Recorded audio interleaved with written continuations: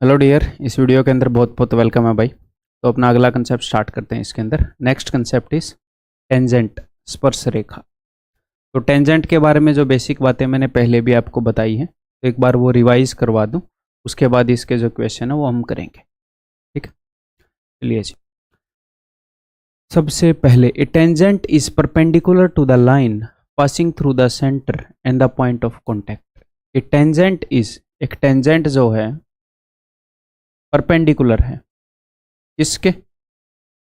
Perpendicular to the line passing through the centre and the point of contact. ये दो चीजें हैं, tangent और ये लाइन, और इसके परपेंडिकुलर है अपना टेंजेंट। किसके परपेंडिकुलर है tangent? The line passing through the centre and the point of contact. अब ये पॉइंट ऑफ कॉन्टैक्ट क्या होता है मैं बता दूं। चलो ये यहां पर बना दिया। देखो, इस सर्कल को ये टेंजेंट, ये स्पर्श रेखा टच कर रही है, तो इसको हम बोलते हैं पॉइंट ऑफ कॉन्टैक्ट, स्पर्श बिंदु। तो ये एक टेंजेंट है और यहां पर है सेंटर।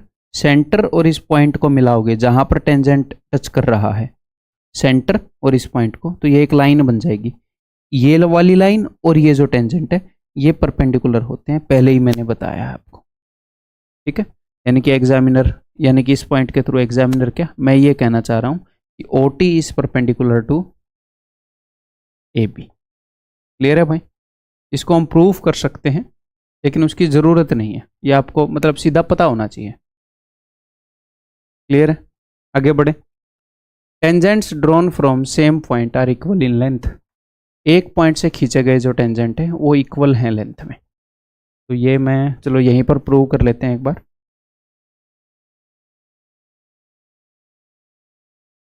पहले भी हमने प्रूव किया है कॉन्ग्रुएंसी के अंदर। तो एक पॉइंट P से जो दो टेंजेंट खींचे गए हैं, PQ एंड PR, Q और R पर टच कर रहे हैं, तो PQ is equal to PR हमने ये प्रूव करना है। बताओ कैसे प्रूव करोगे, सोचो। तो ये इधर सेंटर है, इस सेंटर से मैंने यहाँ पर लाइन खींची, यहाँ पर लाइन खींची, ये परपेंडिकुलर हो गए। हाँ जी सर, परपेंडिकुलर हो गए। मैक्सिमम चीज़ें यहाँ पर कॉन्ग्रुएंसी या सिमिलरिटी से प्रूव होती हैं ज्योमेट्री के अंदर। तो मैंने दो ट्रायंगल क्रिएट कर लिए यहाँ पर। ठीक है जी। तो हमें प्रूव करना है कि PQ is equal to PR। कैसे? देखो, OQ is equal to OR। हाँ जी सर, इन दोनों ट्रायंगल के अंदर राइट एंगल है। हाँ जी सर, राइट एंगल है। तो इनका हाइपोटेन्यूज है वो तो कॉमन है, ऊपर वाली ट्रायंगल में भी नीचे वाली ट्रायंगल में भी, तो हाइपोटेन्यूज भी बराबर हो गया। ठीक है, और एक साइड हाइपोटेन्यूज के अलावा वो इक्वल है क्योंकि वो रेडियस है, ये भी इक्वल होगी। तो RHS के थ्रू दोनों कॉन्ग्रुएंट हो गई। हाँ जी सर, कॉन्ग्रुएंट हो गई तो कॉरस्पॉन्डिंग पार्ट्स हैं वो इक्वल हो गए, संगत भाग जो है, यानी कि PQ is equal to PR। और बिकॉज ये दोनों ट्रायंगल कॉन्ग्रुएंट हो गई, यहाँ पर हमें एक और चीज पता लगती है कि यार अगर ये दोनों ट्रायंगल कॉन्ग्रुएंट हो गई तो इनके कॉरस्पॉन्डिंग पार्ट इक्वल होंगे। हाँ जी सर, यानी कि ये वाला एंगल इज इक्वल टू ये वाला एंगल, यानी कि ये वाला एंगल इज इक्वल टू ये वाला एंगल, और ये 90 है, ये 90 है, तो पूरी क्वाड्रिलेटरल PROQ इसके अंदर चारों एंगल का सम 360 होना चाहिए। 180 तो यहाँ पर हो गया, तो इन दोनों का सम 180 है। क्लियर है? और यहाँ पर अगर थीटा है तो मुझे एक बात बताओ, ट्रायंगल PQO के अंदर ये क्या होएगा? ये होएगा 90 माइनस थीटा। ये वाला एंगल क्या होएगा? 90 माइनस थीटा। और नीचे वाली ट्रायंगल के अंदर ये होएगा 90 माइनस थीटा। क्लियर है भाई? समझ में आ गई? तो यहाँ पर एक सिमेट्रिकल फिगर बन रही है, दोनों ट्रायंगल कॉन्ग्रुएंट हो गई, तो ये एंगल बाइसेक्टर का काम भी कर रहा है। ठीक है, और हमें ये पता चल गया है कि PQ is equal to PR। पता चल गया? हाँ जी सर। इस फिगर की ये वाली साइड और ये वाली साइड, हाँ जी सर, ये दोनों इक्वल हैं, ये दोनों भी इक्वल हैं, तो ये कैसी फिगर बन गई? PQOR कैसी फिगर बन गई? ये तो सर एक पतंग बन गया, एक काइट बन गई। काइट बन गई कि नहीं बन गई? तो यहां पर अगर मैं Q और R को मिला दूंगा, इस डायगोनल को मिला दूंगा, तो काइट की जो प्रॉपर्टीज मैंने आपको बताई थी उनको एक बार देखना अगर याद नहीं है तो। अगर मैं इस डायगोनल को मिला दूंगा तो दोनों डायगोनल एक दूसरे के परपेंडिकुलर होते हैं, और ये लंबे वाला डायगोनल इस छोटे वाले डायगोनल को दो बराबर हिस्सों में बांट देगा, यानी कि यहाँ पर अगर मैं कोर्ड खींच दूंगा क्यू आर, तो उसके परपेंडिकुलर होएगा ये ओ पी, और उसको दो बराबर हिस्सों में बांटेगा, बिकॉज ये एक काइट है। ठीक है, क्लियर है।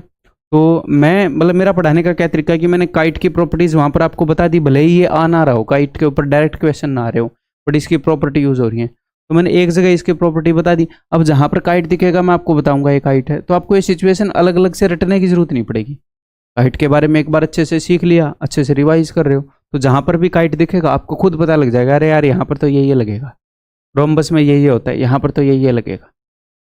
और वो चीजें हम सिर्फ याद नहीं रख रहे, हम उनको मतलब फील कर पा रहे हैं, बिकॉज मैं आपको एक खाली बुकिश वे में नहीं समझाने की कोशिश करता, मतलब विजुअली भी आपको पढ़ाने की कोशिश करता हूँ कि ये दोनों इक्वल लग रहे हैं कि नहीं लग रहे हैं, तो आपको जल्दी ये चीजें याद हो जाती हैं और जल्दी ही रिकॉल कर पाते हो, दिमाग में जल्दी ही रिकवर कर पाते हो कि ये तो ऐसे होता है।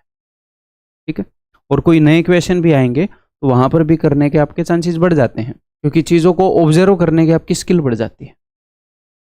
तो क्लियर है ये 2 पॉइंट, आगे बढ़ जाऊं, इसके ऊपर धड़ाधड़ क्वेश्चन करें। चलिए, अब यहाँ पर सबसे पहले मैं आपको पहले ही बता देता हूँ कि मेनली जो हम यूज़ करेंगे, ये तो बेसिक है, ये ऑफ कोर्स ये यूज़ करेंगे, जहाँ पर tangents drawn from same point are equal in length, इसको बार बार यूज़ करेंगे। Tangents drawn from same point are equal in length.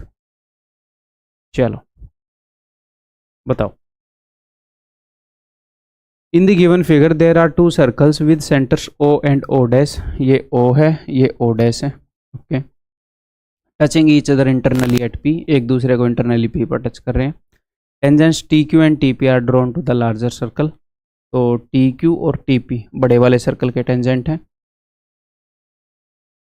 ठीक है जी, आगे and tangents T P and T are, और टी पी और टी आर, ये जो टी पी है ना, ये यहाँ पर होना चाहिए था ऐसे, यानी कि ये दोनों सर्कल का टेंजेंट है, तो यहाँ पर है पॉइंट पी। ठीक है, तो T P and T R drawn to smaller circle, तो ये दोनों छोटे सर्कल के टेंजेंट है। तो find T Q ratio T R, बताओ। देखो भाई, एक पॉइंट से खींचे गए दोनों टेंजेंट बराबर होते हैं, तो बिकॉज बड़े वाले सर्कल को ये दो टेंजेंट खींचे गए हैं टी क्यू और टी पी, तो ये दोनों बराबर हो गए। छोटे वाले सर्कल को भूल जाओ, बड़े वाले सर्कल पे ये दोनों टेंजेंट खींचे गए हैं, आप बोलोगे जी हाँ सर बिल्कुल सही बात, ये दोनों बराबर हो गए। तो टी पी, तो T Q is equal to T P, और छोटे वाले सर्कल को ये दोनों टेंजेंट खींचे गए हैं किसी एक पॉइंट से, तो ये दोनों ही बराबर हो गए, यानी कि T P is equal to T R, T P is equal to T R. यहाँ पर मैं बोल सकता हूँ कि T Q is equal to T R, तो इन दोनों का रेशियो क्या हो जाएगा, 1:1। ठीक है, आगे बढ़ जाऊँ, एक आधे और क्वेश्चन करना चाहोगे ऐसे, बहुत सारी सिचुएशन क्रिएट की जा सकती हैं, ऐसे की गई है, देखते हैं उनको। बताओ, in the given figure A B A C and E F, A B A C and E F are tangents to a circle, ये एक सर्कल को टेंजेंट्स है। ठीक है जी, ये भी टेंजेंट है ई एफ, जो भी लाइन सर्कल को टच हो जाएगी वो टेंजेंट है, चाहे वो कैसे भी टच हो, वो टेंजेंट है। ठीक है जी, if A C is equal to 15, अगर ये पूरा ए सी ये 15 है, ठीक है भाई, अगर ए सी 15 है, इस पॉइंट से खींचेगा एक टेंजेंट और ये दूसरा टेंजेंट, तो यानी कि ए बी की वैल्यू 15 हो जाएगी। हाँ जी सर, डी ई 3 है, डी ई यहां से लेकर यहां तक 3 है, तो इस पॉइंट से एक टेंजेंट खींचा गया है, तो इस पॉइंट से दूसरा टेंजेंट खींचा गया है। ई डी और ई बी एक पॉइंट से खींचे गए दो टेंजेंट है, तो ये 3 है, तो ये भी 3 होएगा। ये पूरा 15 था, 15 में से 3 गए, ये वाला हिस्सा 12 होएगा, इसी के बारे में पूछ रहा होगा वो। ए ई की लंबाई क्या होगी, ए ई की लंबाई है जी 12, ऑप्शन डी। ठीक है, आगे बढ़ूं, क्या सर हम यहाँ पर एफ डी और एफ सी के बारे में भी कुछ कह सकते हैं, आगे देखेंगे कह सकते हैं कि नहीं, आएंगे क्वेश्चन।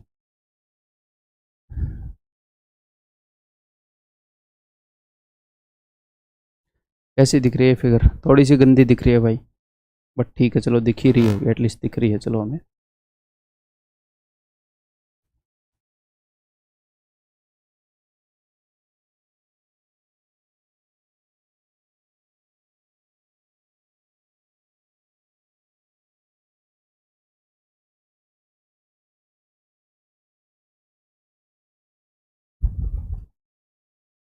ठीक है।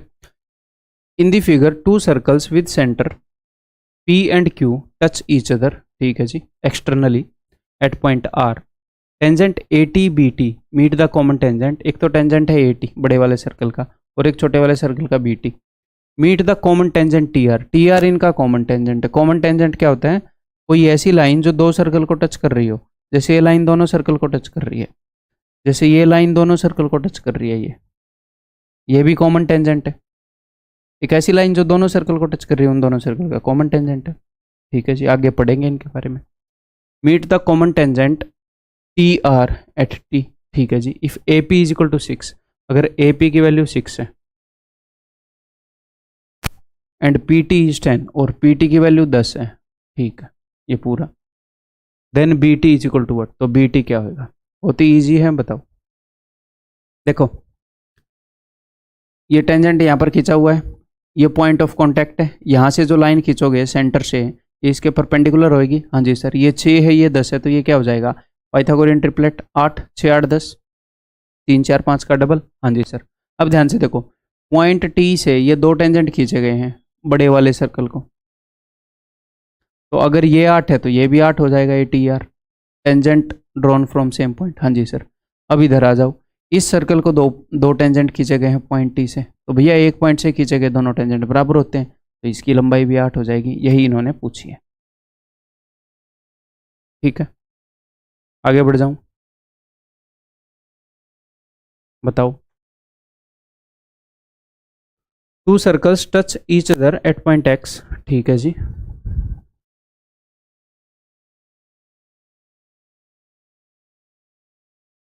ये पॉइंट X है। A common tangent touch them at two distinct points.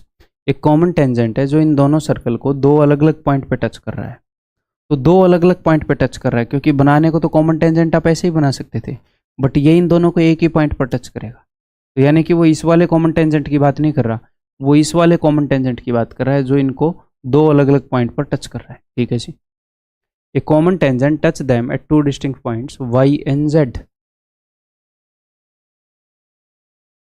If another tangent passing through X, इसने इसकी बात कर दी। एक और टेंजेंट है जो पॉइंट X से पास हो रहा है, पॉइंट X से पास हो रहा है।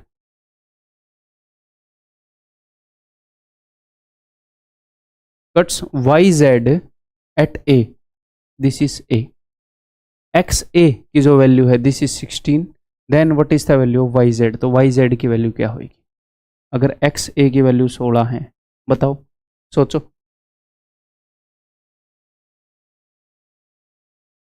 अगर आप सिर्फ इस सर्कल पर बने टेंजेंट्स को देखोगे तो देखो, इस पॉइंट से दो टेंजेंट खींचे गए हैं, इस पॉइंट से दो टेंजेंट खींचे गए हैं इस सर्कल के लिए, AY और AX, तो ये दोनों तो बराबर होंगे, AY और AX। तो AX की लंबाई 16 है तो AY की लंबाई 16, और इसी पॉइंट से दो टेंजेंट खींचे गए हैं इस वाले सर्कल को, तो दोनों की लंबाई बराबर होगी। तो ये भी 16 है तो ये भी 16, ये 16 है तो ये भी 16 होएगा। हाँ जी सर। तो पूरे YZ की लंबाई कितनी हो गई? YZ की लंबाई हो गई भाई साहब 32। यहाँ पर कुछ देखी देखी सिचुएशन लग रही है, ये भी 16, ये भी 16, ये भी 16, ये भी 16, ये भी 16, ये भी 16, ये तीनों इक्वल। याद करो, अगले क्वेश्चन में जरूरत पड़ेगी याद करने की।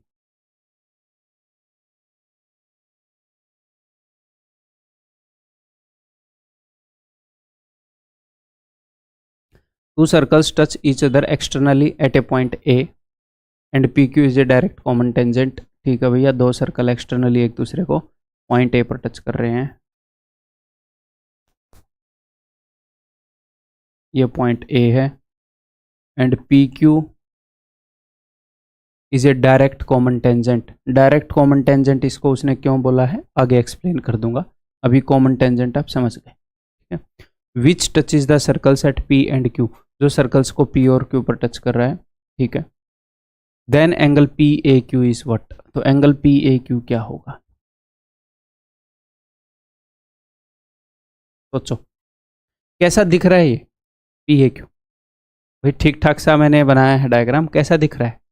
लग तो 90 का रहा है ना, बट हमें क्या पता 80 का हो, क्या सिस्टम हो। तो मान लो कभी आपका ऐसे ऑब्जर्व करने का दिल करे, कई बार क्या होता है कुछ फिक्स सिचुएशन होती है, इसमें ये एंगल हमेशा 90 का आता है, इसमें ये 180 का आता है, इसमें ये हमेशा पैरेललोग्राम होता है। तो मैंने आपको एक ऑब्जर्वेशनल स्किल भी बताई ना कि वो भी होनी चाहिए कि अच्छा एक सर्कल को बहुत बड़ा ले लिया, एक को छोटा ले लिया, तो मैं देखता हूँ,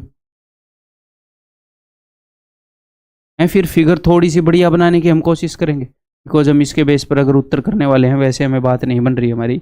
एक ये पॉइंट है, एक ये पॉइंट है और एक ये है। अब भी देखो 90 के लगभग लग रहा है ये। अच्छा एक को बहुत बड़ा एक को छोटा बना लिया, दोनों को लगभग बराबर बना लिया, है ना, बहुत ज़्यादा डिफरेंस क्रिएट करके देख लो, ये लगभग 90 के बराबर रहेगा। तो ऐसे केस में अगर आप एग्जाम में चाहो, मान लो 25 में से 24 क्वेश्चन कर लिए, मेंस में सारे क्वेश्चन कर लिए, तो आप इसे 90 कर सकते हो, मतलब एग्जैक्टली ऐसी सिचुएशन हो। अदरवाइज भाई बहुत ही ईजी क्वेश्चन है। अगर मैं एक तीसरा कॉमन टेंजेंट इनका खींच दूं, ये इस पॉइंट से कॉमन टेंजेंट तो खींचा ही जा सकता है, इसमें तो कोई दो राय नहीं है, दोनों सर्कल कहीं ना कहीं टच कर रहे हैं, तो मैं बस वहां से एक लाइन खींच दूँ तो ये कॉमन टेंजेंट ही होएगा, और ये दूसरा कॉमन टेंजेंट है। हाँ जी, तो थोड़ी देर पहले हमने क्या सीखा यहाँ पर, सपोज ये वाला पॉइंट Z है, तो हमने ये सीखा कि PZ is equal to ZA is equal to ZQ। Clear है लास्ट क्वेश्चन में, क्योंकि पॉइंट Z से दो टेंजेंट खींचे गए हैं ZP और ZA इस सर्कल को, तो दोनों इक्वल। पॉइंट Z से दो टेंजेंट खींचे गए ZQ और ZA इस सर्कल को, तो दोनों इक्वल। ठीक है, और मैंने आपको क्या बोला था, ऐसी सिचुएशन में बताओ, ऐसी सिचुएशन कब आई है, आई है आपके सामने, ये वाला एंगल 90 डिग्री का होता है। ये कब आती है, जब कोई भी राइट एंगल ट्रायंगल हो एक सर्कल के अंदर, तो उसका जो हाइपोटेन्यूज है वो डायमीटर बन जाएगा। ठीक है, और अगर आप यहां से एक लाइन खींचेंगे इसके सेंटर तक, तो ये तीनों रेडियस हो जाएंगे, ये तीनों रेडियस हो जाएंगे। ठीक है, ये भी मैंने आपको बताया कि एक राइट एंगल ट्रायंगल के अंदर 90 डिग्री वाले वर्टेक्स से अगर आप मीडियन खींच रहे हो तो वो हाइपोटेन्यूज से आधी होगी, इसका सरकम रेडियस हाइपोटेन्यूज से आधा होगा। हमने ये सब किया पहले, है ना। तो ये वाला एंगल क्या बनेगा, उसी कंसेप्ट के तहत 90 डिग्री का। अदरवाइज आप क्या कर सकते हो, इसको ऐसे ही प्रूव कर सकते हो कि सपोज ये वाला एंगल ए है, तो ये वाला एंगल भी ए होगा, angles opposite to equal sides are equal. हाँ जी सर। अगर ये वाला एंगल बी है तो ये वाला एंगल भी बी होएगा। हाँ जी सर। और इस बड़ी ट्रायंगल के तीनों एंगल्स का सम क्या होएगा, 180, तो 2a plus 2b is equal to 180। हाँ जी सर। अगर मैं 2 से काट दूँ दोनों जगह, a plus B is equal to 90। कैसे भी कर लो, हमें ये याद होना चाहिए, बट ऐसे भी कर लिया तो ओके। आगे से ध्यान रखो भाई, बार बार ये सिचुएशन आपके आगे आएगी। Quadrilateral ABCD circumscribe a circle. Okay जी, क्वाड्रिलेटरल ABCD वो एक सर्कल को सर्कमस्क्राइब करती है, क्वाड्रिलेटरल बाहर है सर्कल के, तो ऐसी क्वाड्रिलेटरल को हम क्या बोलते हैं, टेंजेंशियल क्वाड्रिलेटरल, जो टेंजेंट्स से बनी है, स्पर्श रेखीय चतुर्भुज, इसके बारे में बात कर रहे हैं। Quadrilateral ABCD circumscribe a circle and AB is equal to 6, CD is equal to 5, AD is equal to 7। इसमें होता क्या है, इसमें अपोजिट साइड्स का सम बराबर होता है, 6 और 5 11 है, तो ये और ये भी 11 ही होएगा, तो ये हो जाएगा 11 माइनस 7 बराबर है 4। इन दोनों का सम भी 11 होना चाहिए, तो answer is equal to option है। हम ऐसे डायरेक्ट इसको करेंगे।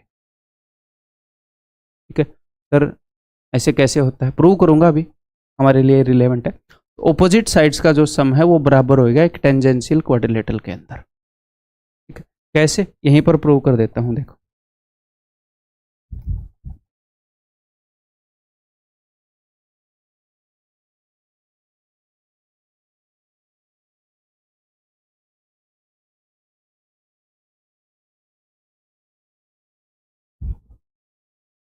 देखो मान लो ए से लेकर यहां तक, इन पॉइंट्स के भी नाम दे ही देते हैं। सपोज ये इसको PQRS पर टच कर रही है क्वाड्रिलेटरल को, सर्कल जो है ए से लेकर P तक, अगर लंबाई a है तो a से लेकर S तक भी a ही होएगी, एक ही पॉइंट से खींचे गए टेंजेंट है। अगर डी से लेकर आर तक लंबाई बी है तो डी से लेकर एस तक भी बी ही होगी। Tangents drawn from same point to a circle are equal. ऐसे ही सी से लेकर आर तक अगर सी है तो सी से क्यू तक भी सी होगी, और बी से क्यू तक अगर डी है तो बी से पी तक भी डी होगी। हाँ जी सर। अब जब आप ऑपोजिट साइड्स को देखोगे तो देखो, इन ऑपोजिट साइड के सम में आएगा ए बी सी डी, और इन ऑपोजिट साइड का सम कर लोगे तो ए बी सी डी। तो जब हम ऑपोजिट साइड का सम कर देते हैं तो वो इक्वल आता है। तो टेंजेंशियल क्वाड्रिलेटरल में ये होता है। क्लियर? अगर आप इस क्वेश्चन को ऐसे करते तो इसको आप x मानते, फिर इसको 5 माइनस एक्स मानते, इसको 5 माइनस एक्स मानते, ऐसे आप बढ़ते और यहाँ पर इसका सम अपने आप 4 आ जाता। ठीक है, आगे बढ़ जाऊं, बट हमें ये याद होना चाहिए भाई, पता होना चाहिए, इंपॉर्टेंट रिजल्ट है।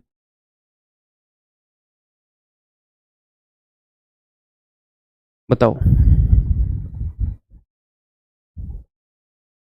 This circle is inscribed in a quadrilateral A B C D touching, ठीक है, एट पॉइंट्स दिस। एक सर्कल इंस्क्राइब्ड है, एंगल बी 90 डिग्री का है, ध्यान रखो। चलिए जी,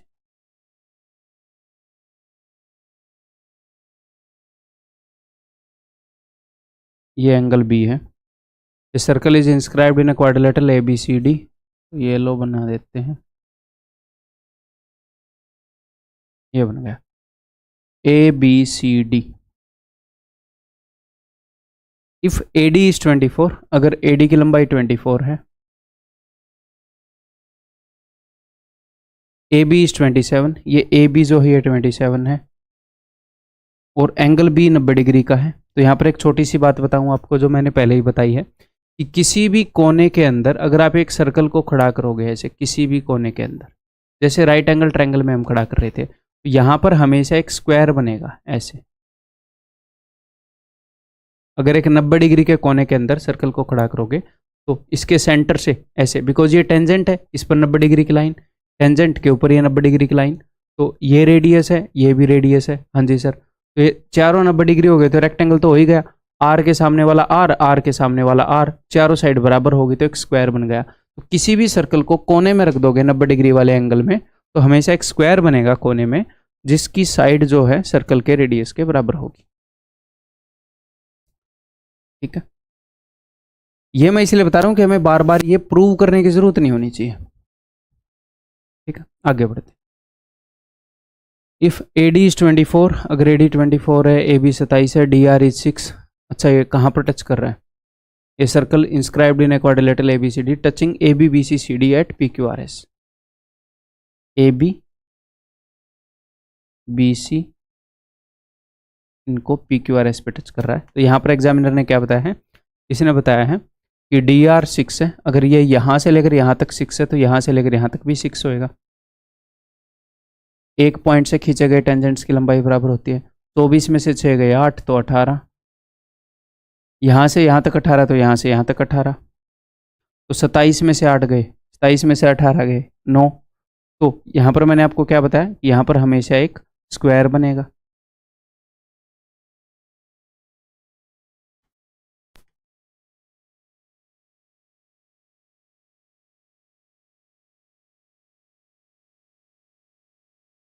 तो ये 9 है, तो ये भी 9, ये भी 9, ये भी 9। उसने क्या पूछा? What is the circumference of the circle? तो सर्कल का सर्कमफ्रेंस क्या होगा? 2 पाई आर। तो 2 इंटू पाई इंटू 9 यानी कि 18 पाई। ठीक है, और ये स्क्वायर क्यों बनता है ये मैंने यहाँ पर आपको बताया ही है। भाई जहाँ पॉइंट ऑफ कॉन्टेक्ट से के ऊपर आप लाइन खींचोगे तो 90 डिग्री की होंगी, और ये एंगल ऑलरेडी 90 डिग्री का है। 3 एंगल 90 के हो गए तो चौथा भी 90 का हो जाएगा, और ये दोनों आर और आर हैं तो ये स्क्वायर बन ही गया फिर। ठीक है, आगे बढ़ जाऊं।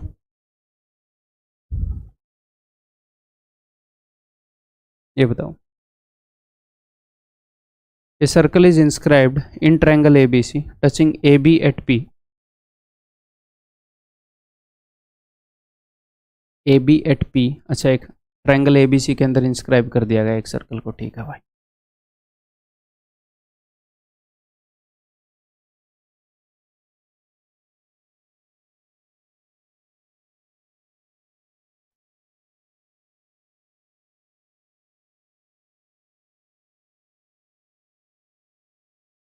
ठीक है, इफ ए आर इज 5, अगर ए आर की लंबाई 5 है तो यही 5 हो जाएगा, है ना। आर सी इज 6 और R C this is equal to 6, ठीक है जी। And A B is equal to 12, ये पूरा, ठीक है जी। Then the perimeter of triangle A B C, तो ट्रायंगल ए बी सी का पेरीमीटर क्या होगा। देखो अगर ये 5 है तो ये भी 5 होएगा, टेंजेंट्स फ्रॉम सेम पॉइंट, हाँ जी सर। 12 में से 5 गए, ये 7 होएगा, हाँ जी सर। अगर ये 6 है तो ये भी 6 होएगा, टेंजेंट्स फ्रॉम सेम पॉइंट, हाँ जी सर। ये 7 है तो ये भी 7 होएगा, हाँ जी सर। तो इसका पेरीमीटर निकालने के लिए एक तो आप ये कर सकते हो कि इस पूरी लाइन की लंबाई निकाल ली 12, इस पूरी लाइन की लंबाई निकाल ली हमने 6 और 5 11, इस पूरी लाइन की लंबाई निकाल ली 13 और उनको जोड़ दें। बट ऐसा करने की जरूरत नहीं है। देखो 2 बार 5 है, एक बार मैंने 5 ले लिया, 2 बार 7 है तो एक बार मैंने 7 ले लिया, 2 बार 6 है तो एक बार मैंने 6 ले लिया। अब मैं देखो पेरीमीटर बना कैसे, 2 बार 5 लेके, 2 बार 6 लेके, 2 बार 7 लेके, तो मैं काम करता हूँ ना, इनको एक एक बार ले लेता हूँ और जोड़ के डबल कर दूंगा। तो 7 और 5 12 और 6 18 इंटू 2 36, ठीक है, क्लियर है। यहां पर इस ट्रायंगल का जो पेरीमीटर है वो टोटल 6 लंबाइयों से बन रहा है, जिनके अंदर 2 बार 5, 2 बार 6, 2 बार 7 आ रहा है। तो अगर मैं एक बार 5 6 7 ले लेता हूं, उनको 2 गुना कर दूं तो भी पेरीमीटर आ जाएगा, ठीक है, क्लियर है। तो कल को अगर एग्जामिनर आपको ए बी सी का पेरीमीटर बता दे पूरा और फिर आपसे पूछ ले कि ए पी, इन 2 टुकड़ों में से एक टुकड़ा दे दे, इन 2 टुकड़ों में से एक टुकड़ा दे दे, इन 2 टुकड़ों में से एक टुकड़ा दे दे और बोले इनका सम बताओ, तो वो पेरीमीटर का हाफ होएगा, तो वो पेरीमीटर का हाफ होएगा, ठीक। इसको मैं विजुअली आपको बता दूं एक बार।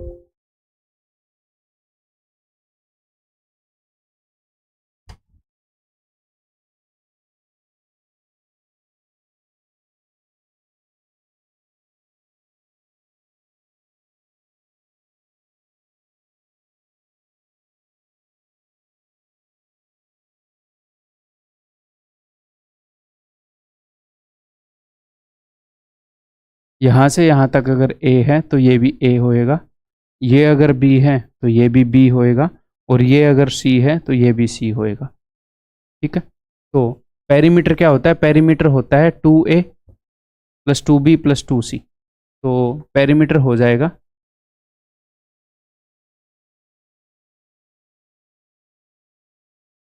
बस इतने में आप समझ ही जाओगे, यह पेरीमीटर 2 बार ए 2 बार बी 2 बार सी से बना है। आगे बढ़ते हैं, ये बताओ। A circle is inscribed in a triangle A B C,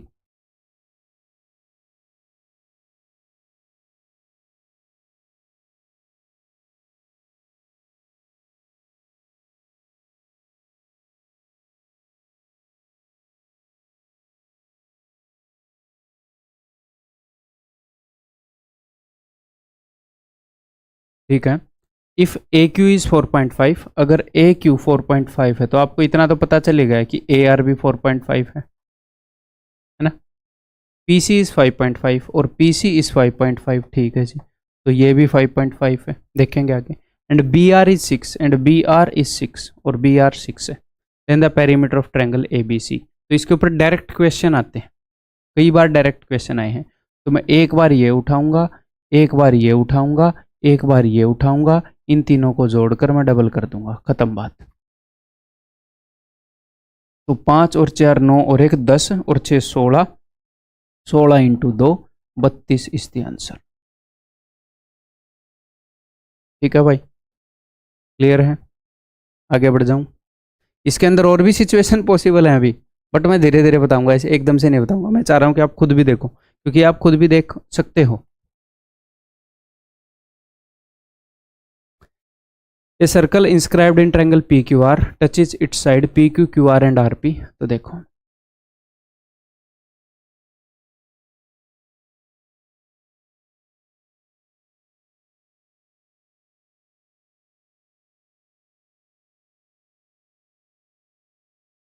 respectively, if P Q is 15, ये पूरा पी क्यू जो है ये 15 है, एंड क्यू आर इज 10, ये पूरा क्यू आर जो है ये 10 है, एंड आर पी इज 12, और ये पूरा आर पी जो है ये 12 है, then find the length of P S Q T and R U, P S Q T and R U. ठीक है, इनकी लंबाई हमने निकालनी है। तो इसका एक तरीका तो ये है भाई कि आप ये करो, बिकॉज यहाँ से यहाँ तक और यहाँ से यहाँ तक सेम है, इनको ए मान लो, इन दोनों लंबाइयों को सेम है तो बी मान लो, इन दोनों लंबाइयों को सी मान लो। हाँ जी सर। और फिर आप क्या कर सकते हो कि a प्लस बी की वैल्यू 15 है,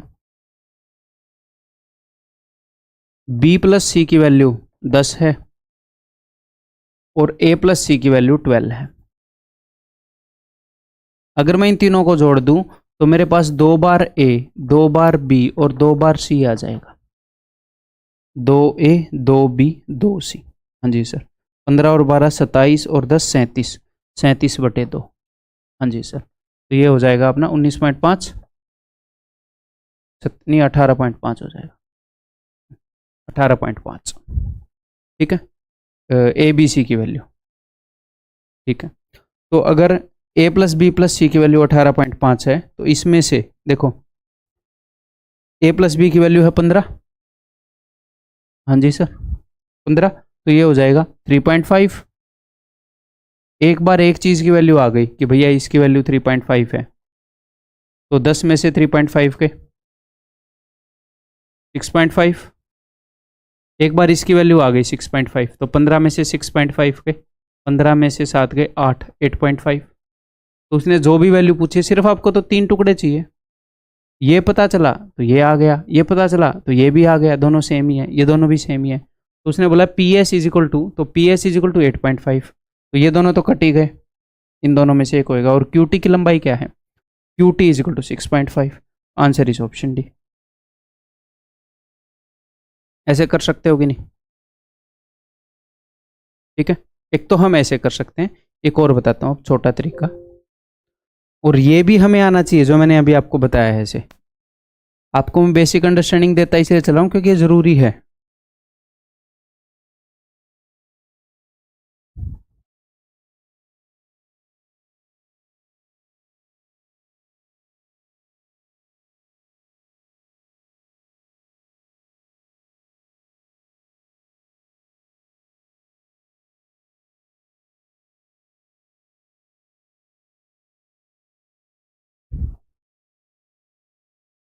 सपोज यहाँ से यहाँ तक ये जो दोनों लंबाइयाँ हैं ये हमने ए मान ली, ये दोनों लंबाइयाँ हमने बी मान ली और ये दोनों लंबाइयाँ हमने सी मान ली। तो अब मेरी बात को ध्यान से सुन लीजिएगा, बहुत ही ध्यान से।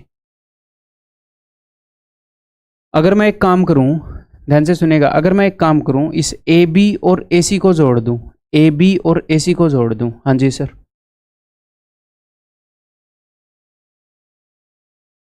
ठीक है, और उसमें से बी सी घटा दूं तो क्या होएगा? ऐसे देखो, ए बी के अंदर ए और बी था और ए सी के अंदर ए और सी था, उसमें से अगर आपने बी सी घटा दी तो बी से तो बी गया, सी से सी गया, तो मेरे पास 2a रह जाएगा। और इसको मैं 2 से डिवाइड कर दूं तो मेरे पास रह जाएगा सिर्फ a, यानी कि is equal to A P is equal to A R, है ना, is equal to A P is equal to A R. तो ये बात समझ में आ गई? आपको ये रटने की जरूरत नहीं है, मैं बताऊंगा आपको कैसे याद रहेगा। देखो, अगर आपको एग्जामिनर ने बोला कि भैया बीपी निकालो, बीपी, तो आप बीपी निकालोगे तो बी क्यू भी तो निकल ही आएगा, क्योंकि बीपी और बी क्यू तो बराबर है। हाँ जी सर। तो अगर उसने आपको बीपी निकालने के लिए बोला है तो ये देखो बीपी के बराबर क्या है, आप बोलोगे सर बी क्यू बराबर है, तो बीपी और बी क्यू जिन लाइनों से बने हैं ट्रायंगल की, यानी कि पूरी लाइन बी ए, बीपी बना है बी ए के अंदर है बीपी, और बी क्यू बी सी के अंदर है, ये जिनके अंदर है, तो बी ए और बी सी का सम करके तीसरी घटा दो, तो ये क्या होएगा, ये होएगा B A plus B C minus C A divided by 2। कैसे होएगा ये मैंने बता दिया। अगर एग्जामिनर ने बोला कि सी क्यू बताओ, तो मुझे पता है कि ये दोनों बराबर है, यानी कि इन दोनों लाइनों का सम घटा में ये पूरी लाइन बटे में 2, ऐसे हमें निकालना आना चाहिए। ठीक है, जैसे इस क्वेश्चन के अंदर वो बोल रहा था कि पी एस की लंबाई क्या होगी, तो मैं क्या बोलूंगा, अच्छा पी एस की लंबाई, तो पी एस और पी यू तो बराबर हैं, तो यानी कि 15 और 12 27, माइनस में 10 17 बटे में 2 8.5, इन दो में से एक होगा, इन दो को मैं काट दूंगा। फिर बोलूंगा अच्छा क्यू टी की लंबाई पूछ रहा है, क्यू टी और क्यू एस दोनों बराबर हैं, तो ये तो इन लाइनों से बनते हैं। तो 10 और 15 25, 25 माइनस 12 13/2 6.5, वो 6.5 होगा, ये वाला है। ये एग्जैक्टली सेम अप्रोच आप इनके अंदर लगा सकते हो। अगर आप किन्हीं भी दो को लेकर एक तीसरे को घटा दोगे, इन दो को लेकर इसको घटा दोगे, तो देखो इसके अंदर ए बी बी सी है, तो ए और सी तो कट जाएगा, तो 2 बार बी रह जाएगा। तो इन दोनों को जोड़कर इसको घटाओगे और फिर हाफ कर देना, बी आ जाएगा। आगे से अगर ऐसी सिचुएशन है तो हम ऐसे डील करेंगे। और एग्जैक्टली सेम चीज़ मैं पहले ही बता चुका हूँ आपको। ठीक है भाई, अब ये चीज़ याद रखोगे तो सी क्यू और सी आर क्या होगा, सी क्यू या फिर सी आर में से कुछ भी पूछें तो यानी कि C B plus C A minus A B divided by 2। ठीक है, बार बार इस चीज़ की ज़रूरत पड़ेगी, बताओ।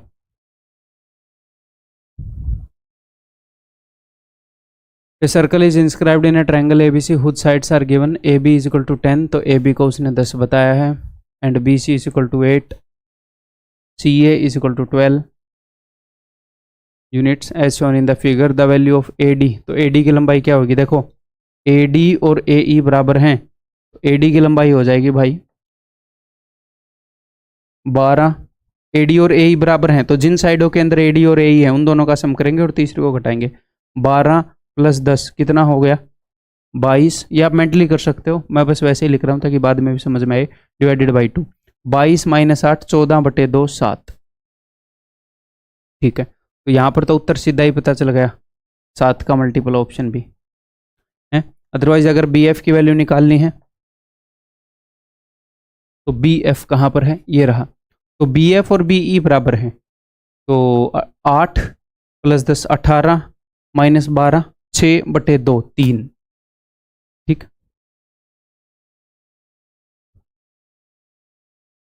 अगर हम लिखेंगे तो ज़्यादा टाइम में होगा, हम मेंटली कर सकते हैं इसे। तो आंसर इज ऑप्शन बी। अगला क्वेश्चन करोगे ऐसे ही, ये बताओ। चलो ये मैंने HW लिख रखा, बट आप लोगों के सामने कर लूंगा।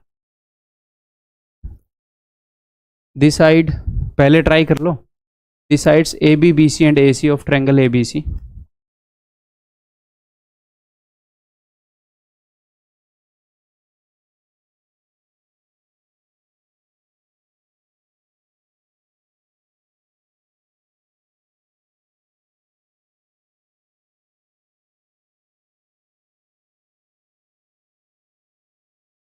AB की लंबाई उसने बताई है 12, BC की लंबाई बताई है 8, AC की लंबाई बताई है भैया ये यही है क्या, 12 8 10, 12 8 10 यही है। BC HSL का 11 दिसंबर 18 मार्च, सेम वैल्यूज यूज करता रहता है। The ratio of AD is to CE, तो AD की लंबाई क्या हो जाएगी भाई, AD ये रहा, AD और AF, तो 12 + 10 22 - 8 14/2 7। CE की लंबाई, CE और CF यानी कि 8 + 10 18 - 12 6/2 3। Answer is 7:3, option D. ठीक है, आगे बढ़ जाऊं।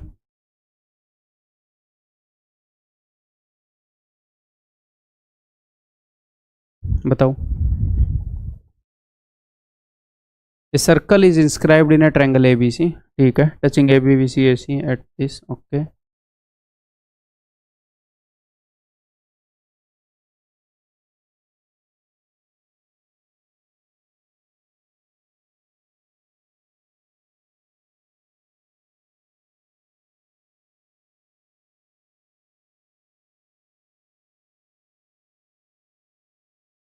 इफ AB - BC, अब ध्यान से सुनिएगा, अगर मैं AB में से BC को घटा रहा हूं, AB - BC, मैं नाम ही रख देता हूं, सपोज ये A है, ऐसे रखने का चलो अब एक बार लिख देता हूं, बाद में मिटा देंगे। ये B है, ये B है, ये C है, ये C है। समझने की कोशिश करो, अगर मैं AB में से BC को घटाऊंगा तो एक्चुअल में हो क्या रहा है, ये जो दो टुकड़े हैं A और B वाले, इसमें से मैं B और C वाले ये टुकड़े घटा रहा हूँ। तो अगर इसमें से मैं इनको घटाऊंगा तो B से तो B कट ही जाएगा ना, तो एक्चुअल में A में से मैं C को घटा रहा हूँ। एक्चुअल में जो डिफरेंस आ रहा है, बिकॉज ये लाइन दो टुकड़ों से बनी है, इससे और इससे, और ये लाइन दो टुकड़ों से बनी है, इससे और इससे, तो ये वाले टुकड़े तो बराबर हैं। तो एक्चुअल में जो फर्क आ रहा है वो कहना चाह रहा है कि AB जो है वो BC से 4 बड़ी है। ए बी में से बी सी को घटाएंगे तो 4 आएगा। तो ए बी बी सी से 4 बड़ी है, तो ये वाला टुकड़ा तो इसके बराबर है, तो एक्चुअल में ये वाला टुकड़ा इससे 4 बड़ा है। तो ये बिना लिखे हमें समझ में आना चाहिए। अब फिर से समझो, देखो अगर मैं ए बी में से बी सी को घटाऊंगा तो मुझे पता है कि ए बी 2 टुकड़ों से बनी है, बी सी 2 टुकड़ों से बनी है, ये दोनों टुकड़े बराबर हैं। तो अगर ए बी बी सी से 4 बड़ी है तो यानी कि इससे ये 4 बड़ा होगा। यानी कि अगर मैं इसको बोल दूं कि ये ए है तो ये a + 4 होगा। ठीक है, ए बी माइनस ए सी, अगर मैं ए बी में से ए सी को घटा दूं, अब ये तो a हो गया, ये a + 4 इनको लिख लेते हैं, ये दोनों बराबर है, ये दोनों बराबर है। अब देखो अगर मैं ए बी में से ए सी को घटा दूं, ये बोल रहा है ना, तो 2 आ रहा है उत्तर। तो ए बी में से ए सी को घटाऊंगा तो ये वाला टुकड़ा तो बराबर ही है, तो यानी कि इसमें से इसको घटाऊंगा तो 2 आ रहा है, यानी कि ये वाला टुकड़ा इससे 2 बड़ा है। तो ये अगर a है तो ये a + 2 होएगा। हाँ जी सर, ये भी a + 2 होगा। हाँ जी सर, खत्म बात, सारे टुकड़े तो मिल गए। वो बोल रहा थी perimeter of triangle ABC is 32। अगर इसका पेरीमीटर उसने 32 बताया तो जस्ट कैलकुलेशन को फास्ट करने के लिए इन 2 टुकड़ों में से मैंने एक उठाया, इन 2 टुकड़ों में से मैंने एक उठाया, इन दोनों टुकड़ों में से मैंने एक उठाया। तो भैया पेरीमीटर अगर 32 है तो इनका सम तो 16 होएगा। भैया हर एक 2 में से एक चीज़ मैंने उठा ली तो हाफ हो गया। तो ए यानी कि 3a + 6, it means 3a + 6 = 16। It implies that a = 10/3। क्या पूछ रहा है वो? देन pb + ar, तो pb + ar बताओ भाई, अलग अलग मत निकालना। pb है a + 2 और ar है a + 4, a + a 2a + 6, a की वैल्यू है 10/3, तो 20/3 + 6।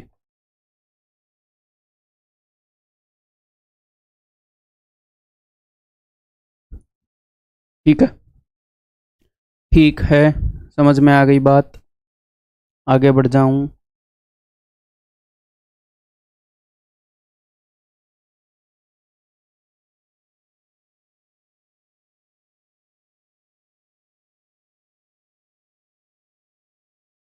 ये मैं आपको HW दे सकता हूँ, मैं एक बार पढ़ लूँ कौन सा क्वेश्चन है।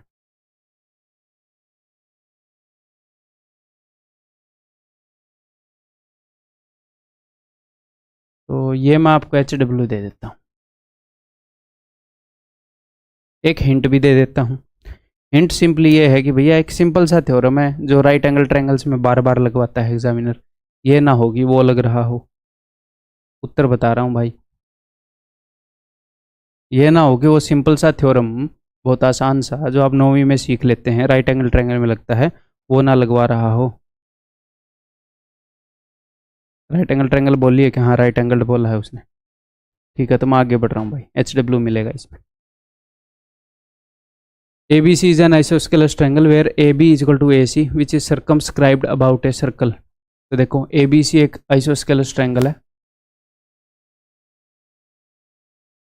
जिसमें AB = AC है, यानी कि this = this which is circumscribed about a triangle, जो एक about a circle, सॉरी एक सर्कल के about circumscribed है। ये ट्रायंगल circumscribed है, किसी के चारों तरफ है, बनी हुई है एक सर्कल के चारों तरफ, समझ गए।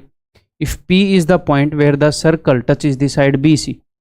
इस स्टेटमेंट से कई बच्चों को हो सकता है समझ में ना आए कि अरे सर्कमस्क्राइब्ड अबाउट दिस सर्कल क्या है, क्योंकि उसने साफ से बताया नहीं है, एग्जामिनर की गलती है यहाँ पर। अच्छे से बताओ यार क्वेश्चन, तो आपको यहाँ पर क्लियर हो जाएगा कि where the circle touch is the side BC, क्योंकि अगर सर्कल बाहर होगा तो वो साइड को टच नहीं करता कभी भी, वो वर्टिसिस को टच करता है, और सर्कल जब अंदर हो तो वो साइड्स को टच करता है। तो ये सर्कल साइड BC को D पर टच कर रहा है ना, अच्छा P पर टच कर रहा है। Then which of the following is true, तो क्या ट्रू है? BP = PC, BP is greater than PC। मैंने आपको एक बात बताई है क्या, कि जो आइसोस्केलस ट्रायंगल है अगर उसकी ये 2 साइड इक्वल हैं तो यहाँ से अगर आप लाइन खींच दोगे तो ये लाइन ऑफ सिमेट्री है, इसके दोनों तरफ जो काम होएगा वो बराबर होएगा। अगर आप सेम काम कर रहे हो तो इसके उधर आधा होएगा, इसके इधर आधा होएगा। ये वाली लाइन ऑफ सिमेट्री नहीं है। अगर यहाँ पर एक पॉइंट Q होता तो CQ और AQ में क्या रिलेशन है ये मैं नहीं बता पाता, वो एंगल A पर डिपेंड करता है, फिर हम बता पाते। बट यार ये तो लाइन ऑफ सिमेट्री है, तो यहाँ पर तो आपको डायरेक्टली पता होना चाहिए कि अच्छा ये ऐसे आइसोस्केलेस ट्रायंगल है, तो भैया ये वाला हिस्सा और ये वाला हिस्सा तो बराबर होएगा, लाइन ऑफ सिमेट्री है, यानी कि B P equal to P C. आपको खुद फील हो रहा होगा अरे भैया ये दोनों बराबर हैं तो आधा इधर होएगा आधा इधर होएगा, तो आंसर इस ऑप्शन है, आया हुआ क्वेश्चन है। अदरवाइज अगर आप प्रूव करना चाहोगे तो कर लेंगे, देखो वैसे प्रूव करने की जरूरत होनी नहीं चाहिए, प्रूव करेंगे तो देखो इन पॉइंट्स के नाम दे लेता हूं मैं, पी क्यू आर प्रूव करके देखते हैं एक बार, बिकॉज ये एक पॉइंट से खींचे गए टेंजेंट्स हैं उसी तरीके से होएगा ये। मान लो बीपी की लंबाई है x और पीसी की लंबाई मैंने अलग मान ली कि भैया y है, नहीं है इक्वल, तो ये भी x हो जाएगा, आप बोलोगे जी हाँ सर, और ये y हो जाएगा, आप बोलोगे जी हाँ सर, और इस पॉइंट से खींचे गए जो टेंजेंट है वो भी सेम होंगे, तो ये मान लो a है, ये मान लो a है। एग्जामिनर बोल रहा है कि a plus X is equal to a plus Y, क्यों सर, आइसोस्केलस से बताया उसने, it implies that x is equal to Y, यानी कि B P is equal to P C. ठीक है, क्लियर है, आगे बढ़ जाओ, बताओ। A circle touches the side P Q of triangle A P Q, एक ट्रायंगल ए पी क्यू है, touches the side P Q, उसकी साइड पी क्यू को तो आर पर टच कर रहा है, and sides A B and A P produced, side A P और ए क्यू को प्रोड्यूस करने के बाद बी और सी पर टच कर रहा है, तो क्या बला है मैं बता देता हूं। देखो अगर आप इस सर्कल को अंदर बना दोगे, मान लो ये ट्रायंगल है ए पी क्यू, तो ये पी क्यू को टच कर देगा आर पर, ठीक है, लेकिन ए पी और ए क्यू को प्रोड्यूस करने पर टच कर रहा है, इनको प्रोड्यूस करने पर टच कर रहा है भैया, यानी कि सर्कल ऐसे बाहर बना हुआ है, ऐसे बना हुआ है,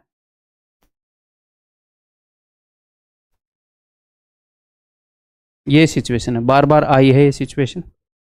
तो ट्रायंगल ए पी क्यू में पी क्यू को ये टच कर रहा है कहाँ पर, आर पर, और A P and A Q produced at B and C, इसको बी पर टच कर रहा है और इसको सी पर टच कर रहा है, ठीक है जी।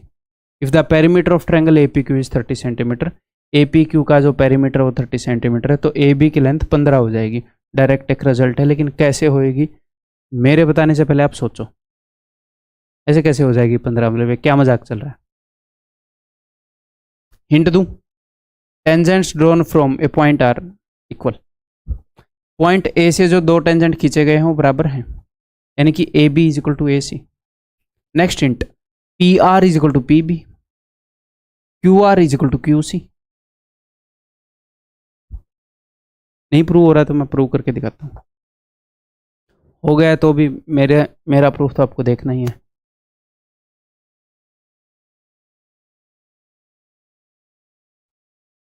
देखो अगर ये सिचुएशन आए, बार बार आ रही है ये, तो अगर ये आए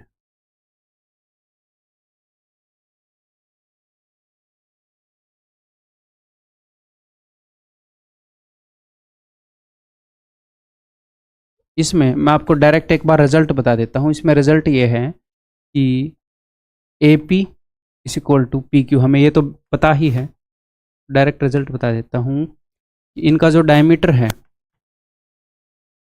डायमीटर नहीं सॉरी, जो पेरीमीटर है ट्रायंगल का, यानी कि A B plus A C plus B C is equal to twice of A P is equal to twice of P Q, क्योंकि ए पी और पी क्यू बराबर है। दूसरी भाषा में लिख देता हूँ, perimeter of triangle A B C is equal to twice of A P twice of P Q. क्यों, देखो ध्यान से, मान लो बी से लेकर पी तक के डिस्टेंस को मैंने मान लिया है जी ए, तो अगर ये इस पॉइंट पर डी पर टच कर रहे हैं,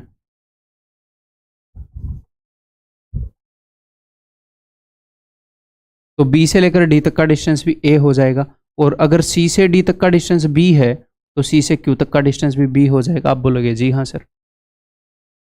तो जो ट्रायंगल का पेरीमीटर हो कैसे बन रहा है मुझे बताना जरा, perimeter of triangle A B C कैसे बन रहा है, वो बनता है sir A B plus B C plus A C से, यही है, A B plus B C plus A C से। हाँ जी सर। तो अब देखना ज़रा, जो बी सी है ये कैसे बनी है, बी सी बनी है B D plus D C से। हाँ जी सर, बी सी बनी है बी डी और डी सी से, और ये जो बी डी है this is equal to B P, और ये डी सी है this is equal to C Q. तो मैं ऐसे बोल सकता हूं कि ट्रायंगल का जो पेरीमीटर है वो बना है। अब आप अगर ऐसे करोगे A B plus B P, तो ये क्या बन जाएगा, A B plus B P, तो ये तो बन जाएगा ए पी। और अगर आप ऐसे करोगे ए सी प्लस सी क्यू, तो ये बन जाएगा ए क्यू।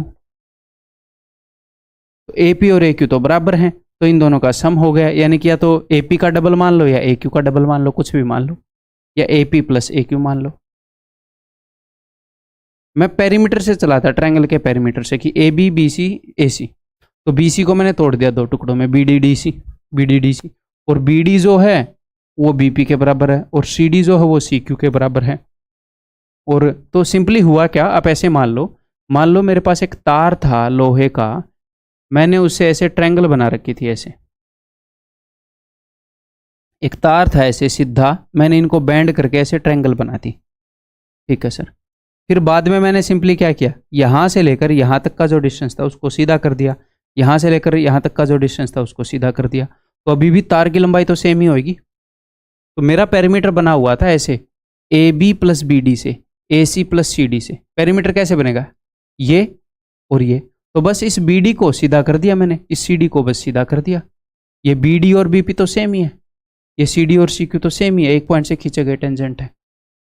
ठीक है, क्लियर है भाई। तो क्या हम इस रिजल्ट को याद रख लेंगे अब, इस ट्रायंगल का जो पेरीमीटर है, ये बड़े वाले जो टेंजेंट्स खींचे गए हैं इन दोनों टेंजेंट्स के सम के बराबर है, या फिर किसी भी एक टेंजेंट की लंबाई को डबल कर दो उसके बराबर है। तो अब देखो यहां पर, तो अगर इस ट्रायंगल ए पी क्यू का पेरीमीटर 30 है, तो कोई भी एक डायगोनल ए बी या ए सी, कोई सा भी, दोनों 15-15 सेंटीमीटर के होंगे, 30/2। सिंपल, हमें ये पता होना चाहिए, हमें ये बार बार प्रूव करने की जरूरत नहीं होनी चाहिए भाई, बार बार पूछ रहा हूँ इन क्वेश्चंस को।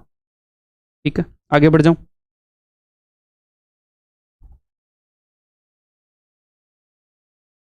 ए circle touches the side B C of triangle A B C at P.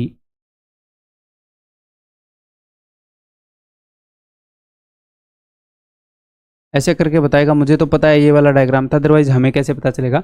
A circle touches the side B C of triangle A B C at P and also touches side A B and A C produced, ये word मिलेगा, A B और ए सी को produce करने पर Q और are पर मिल रहा है, तो हम बनाएंगे। तो बी सी को टच कर रहा है पी पर, और ए बी और ए सी प्रोड्यूस्ड को क्यू और आर पर। ठीक, if the perimeter of triangle is 14.1, तो लेंथ ऑफ ए क्यू इसका हाफ, तो 14.10 है ये, तो ये क्या हो जाएगी 7.05। यहाँ पर कई बंदे इसको 7.5 कर देंगे कि 1 का हाफ। भाई साहब ये 2 डिजिट तक करोगे तो 14.10 है, 7.05।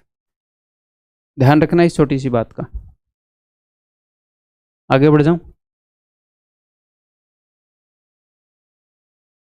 ए circle touches the side B C of triangle A B C at D and A B A C produced at E and F. ठीक है जी, यानी कि सेम वही डायग्राम बनेगा।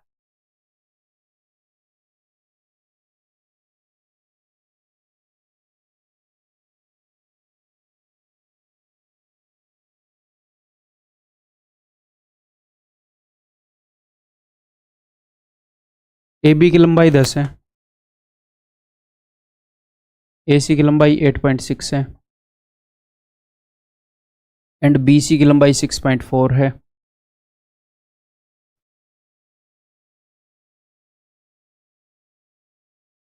बी डी की लंबाई बताओ। तो आपको क्या बता रखा है कि A E is equal to A F, ये जो बड़े वाले डायगोनल हैं ये पेरीमीटर के हाफ हैं, पेरीमीटर बटे में 2 हैं, तो इसका पेरीमीटर क्या होएगा, पेरीमीटर होएगा 8 और 6 14, ठीक है, 0.6 और 0.41, तो 14 और 1 15 और 10 25, 25/2 यानी कि 12.5 पेरीमीटर का हाफ।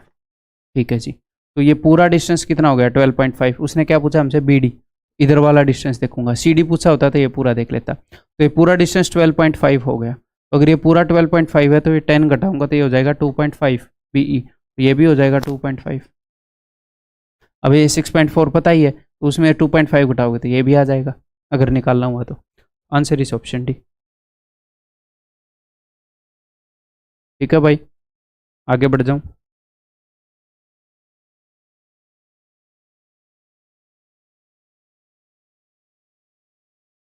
बताओ।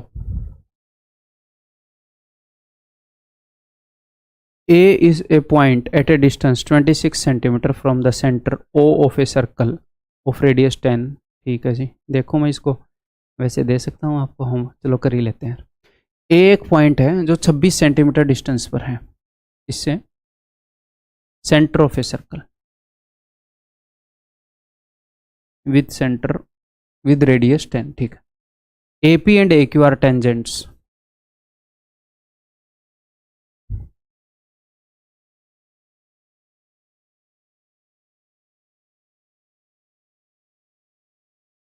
Eight the point of contact P and Q। ठीक है। A tangent BC is drawn at a point R lying on the minor arc PQ। ये P है, ये Q है, तो माइनर आर्क ये वाला है, ये छोटा वाला हिस्सा है, ये बड़ा वाला। कभी भी ऐसा नहीं होएगा कि इस तरफ माइनर आर्क होएगा। अगर इस तरफ से एक पॉइंट लेकर अगर आपने ऐसे टेंजेंट मिला रखे हैं तो ये जो पॉइंट ऑफ कॉन्टैक्ट है ये माइनर आर्क इसी साइड बनाएंगे, आपको खुद भी फील हो जाएगा। ठीक है। तो माइनर आर्क इधर है, इसके ऊपर एक पॉइंट है R कहीं पर भी लाई कर रहा है, तो क्या खासियत आर की, एक टेंजेंट है BC जो इसने ड्रॉ कर दिया है ऐसे, ये पॉइंट ऑफ कॉन्टैक्ट R, तो this is B and this is C। तो कुछ देखी जानी पहचानी फिगर बन रही है। ऐसे देख पा रहे हो कि ट्रायंगल ABC के अंदर साइड BC को तो R पर टच कर रहा है एक सर्कल, और AB प्रोड्यूस्ड और AC प्रोड्यूस्ड को P और Q पर टच कर रहा है। यही फिगर है, बस इसी को टेढ़ा कर दिया है, ऐसा ही कुछ बना हुआ है। ठीक है। Then the perimeter of triangle ABC। तो ट्रायंगल ABC का पेरीमीटर क्या होगा? तो अगर मैं इनमें से किसी भी टेंजेंट की लंबाई निकाल लूंगा तो उससे डबल हो जाएगा इसका पेरीमीटर, वो तो हमें पता है। ठीक है। तो टेंजेंट की लंबाई निकाल सकते हो, उसने कुछ दिया है यहाँ पर, उसने बताया है ये OA जो है दिस इज इक्वल टू 26, और इसका जो रेडियस है सर्कल का दैट इज इक्वल टू 10, और ये जो लाइन है ये इसके परपेंडिकुलर होगी। हाँ जी सर। तो इस ट्रायंगल के अंदर देखो APO के अंदर 5 का डबल 13 का डबल, तो ये 12 का डबल हो जाएगा 24, 5 12 13 का डबल। टेंजेंट की लंबाई 24 है तो पेरीमीटर क्या हो जाएगा 24 का डबल 48।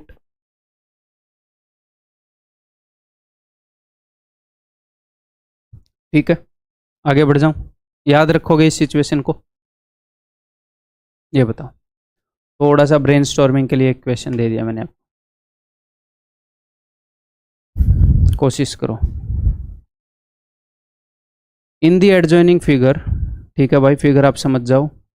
ये टेंजेंट्स हैं सारे, क्या AT BT CD EF GH IJR tangents क्या क्या हैं ये? AT BT CD EF GH IJ, ये टेंजेंट्स हैं इन सर्कल को। Which one of the following is true? कौन सा ट्रू है? PC प्लस CT, देखो PC plus CT is equal to PD plus DT is equal to PD plus DT। तो मैंने आपको बताया, अभी हमने किया कि भैया ये जो DP है और ये DB है ये तो सेम ही है, एक पॉइंट से खींचे गए दो टेंजेंट। हाँ जी सर, ये सीधा था, इसको ऐसे बेंड कर दिया। ये पूरा T से लेकर B तक ये बड़ा टेंजेंट है बड़े सर्कल को, और T से लेकर A तक ये बड़ा टेंजेंट है बड़े सर्कल को।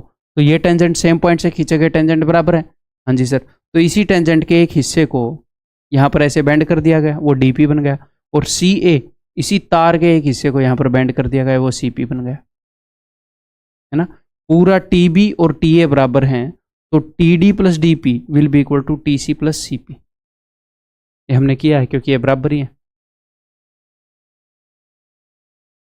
तो ये तो ट्रू है।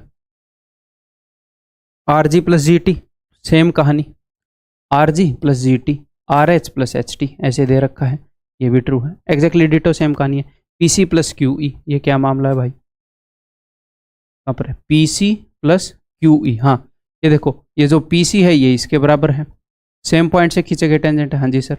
और ये जो क्यू ई है ये इसके बराबर है, तो पी सी और इस क्यू ई को जोड़ोगे तो इस क्यू ई के बराबर ये है और इस पी सी के बराबर ये हिस्सा है, तो ये पूरा बन जाएगा सी ई। तो दिस इज ऑल्सो इक्वल, यानी कि all of this are equal. ठीक, मैं बहुत ज़्यादा डिटेल में बताना नहीं चाहता क्योंकि मैंने यहाँ पर बता दिया है बहुत ज़्यादा डिटेल में, सेम कहानी हुई है।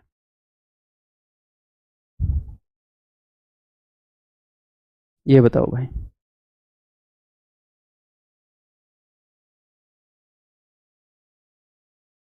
A B and A C are the two tangents to a circle whose radius is 6 centimetre. ठीक है,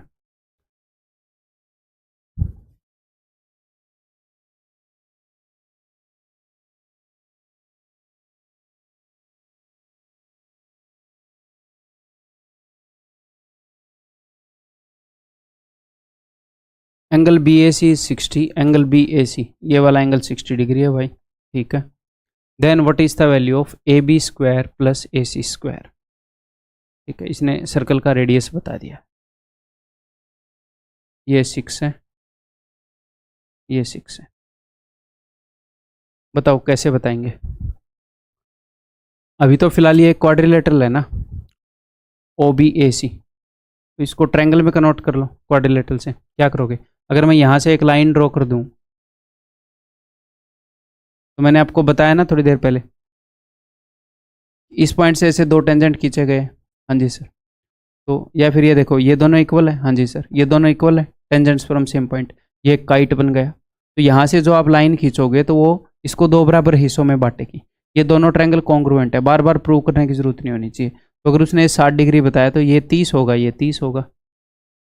ठीक है, आप कुछ कर सकते हो, अगर ये 90 डिग्री का है, ये 30 डिग्री का है, तो इस ट्रायंगल के अंदर ये क्या हो जाएगा, ये 60 डिग्री का हो जाएगा। हाँ जी, तो अगर 30 डिग्री के सामने 6 यूनिट है तो 60 डिग्री के सामने कितने यूनिट होगी लंबाई, 6√3। हाँ जी, वो पूछ रहा है A B square plus A C square, तो ए बी और ए सी तो इक्वल ही होंगे, है ना। ये तो वही होएगा कि twice of A B square, है ना। तो ये क्या हो जाएगा, ट्वाइस ऑफ इसके स्क्वायर का डबल, 6 छिके 36, 36 दिए। या फिर आप ऐसे बोल सकते हो इसको, ऐसे करने की भी क्या ज़रूरत है। जब आप इस स्क्वायर रूट को सोल्व करोगे तो ये हो जाएगा √2ab।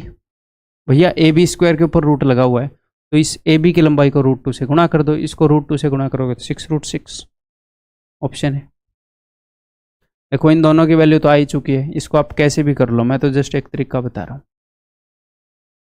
ठीक है, A B is equal to A C because tangents drawn from same point to a circle are equal. आगे बढ़ रहा हूँ, ये बताओ।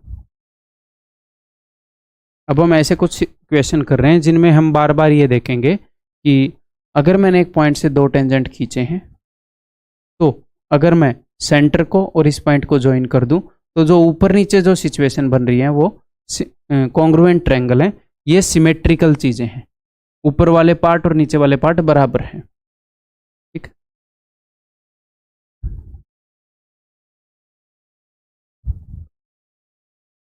बताओ।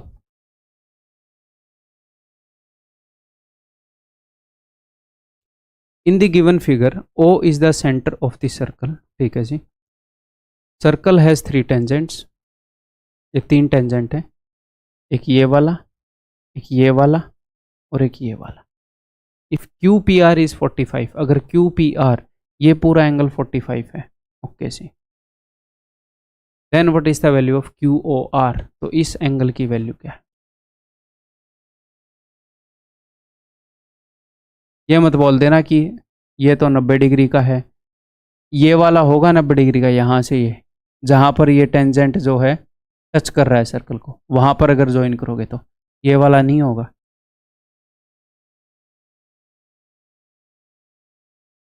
सोचो, हिंट दे रहा हूँ, अगर किसी एक पॉइंट से ऐसे दो टेंजेंट खींचे गए हैं, यहाँ से मैंने ऐसे मिला दिया, यहाँ से ऐसे मिला दिया, तो ये दोनों सिचुएशन जो हैं ये सिमेट्रिकल हैं, दोनों ट्रायंगल कॉन्ग्रुएंट है। यहाँ पर एक कंस्ट्रक्शन करनी पड़ेगी, वो सिचुएशन अभी पैदा नहीं हो रही, अब पैदा हो जाएगी अगर आपने ये कंस्ट्रक्शन कर दी तो, अब पैदा हो जाएगी।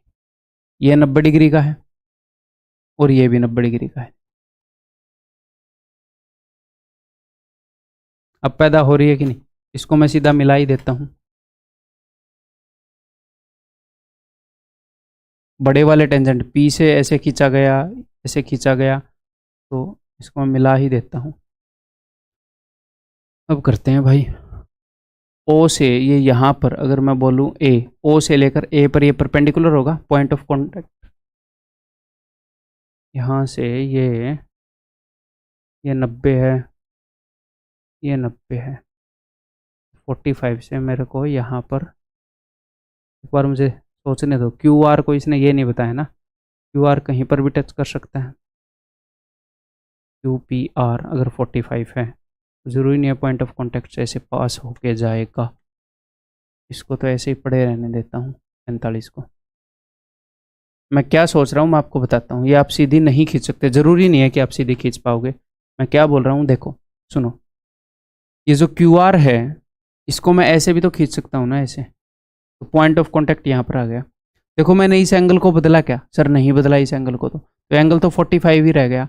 मैं बोल रहा हूँ इस ये वाला पॉइंट पॉइंट ऑफ कॉन्टैक्ट और ये वाला पॉइंट, ये एक लाइन में होने ज़रूरी नहीं है। अभी जो मैंने बनाया वो गलत था, वैसे नहीं बनाएंगे, वही मैं सोच रहा था, वैसे तो नहीं बनाएंगे। तो चलो वैसे कंस्ट्रक्शन कर देते हैं ये वाली सिचुएशन हम पाने के लिए। ये लो, तो अब देखो पॉइंट Q से मैंने दो टेंजेंट खींच रखे हैं इस सर्कल पर, एक ये वाला एक ये वाला। आप बोलोगे जी हाँ सर, पॉइंट Q से दो टेंजेंट खींच रखे हैं, जैसे यहाँ से खींच रखे। अब ये ऊपर वाली और नीचे वाली जो ट्रायंगल है दोनों कॉन्ग्रुएंट है ना, इससे दो टेंजेंट खींच रखे हैं, एग्जैक्टली डिटो सेम सिचुएशन है। यानी कि अगर ये A डिग्री होएगा तो ये भी A डिग्री होएगा एंगल। ऐसे ही पॉइंट R से मैंने ऐसे दो टेंजेंट खींच रखे हैं, यानी कि अगर ये B डिग्री होएगा तो ये भी B डिग्री होएगा। हाँ जी सर, तो ये पूरा एंगल कितने डिग्री का है, पूरा एंगल है 2A + 2B। क्या किसी तरह हम ये पूरा एंगल निकाल सकते हैं क्या, बताओ। पूरी बड़ी क्वाड्रिलेटरल देखो, OAPB, OAPB, इन दोनों एंगल का सम 180, चारों एंगल का सम 360 होना चाहिए था, उसमें से 180 यहाँ कवर हो गया, तो इन दोनों का सम 180। तो ये अगर 45 है तो 180 - 45 ये 135 हो जाएगा, यानी कि 2A + 2B = 180 - 45 यानी कि 135। अगर मैं 2 से भाग कर दूं, A + B हो जाएगा, 2 × 12, 2 × 7 = 14, 67.5। और यही हमने निकालना है QOR A + B। तो क्या ये स्ट्राइक होना आसान है, आपको ये नज़र आना आसान है? बिल्कुल भी आसान नहीं है भाई, बिल्कुल भी आसान नहीं है। तो टेंशन नहीं लेनी है अगर आपको ये दिखा नहीं, अभी भी थोड़ा सा डिफिकल्ट लगा तो एक बार फिर करके देख लो, फिर देख लो और 1-2 बार क्वेश्चन को करके देख लो। कोई भी क्वेश्चन डिफिकल्ट लगे 2-3 बार उसको तुरंत करके देख लो प्लीज, ठीक है। आगे बढ़ जाऊं, टेंशन नहीं लेनी इसकी, मुश्किल लग रहा है तो अभी 1-2 बार करके देख लो। आगे बढ़ रहे हैं भाई,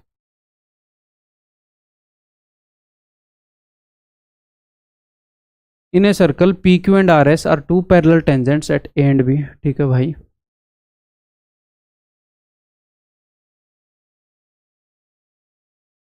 ये एक टेंजेंट है, ये एक टेंजेंट है, जो दो पैरेलल टेंजेंट है ना, PQ and RS are 2 parallel tangents, ये जो दो पैरेलल टेंजेंट है ये हमेशा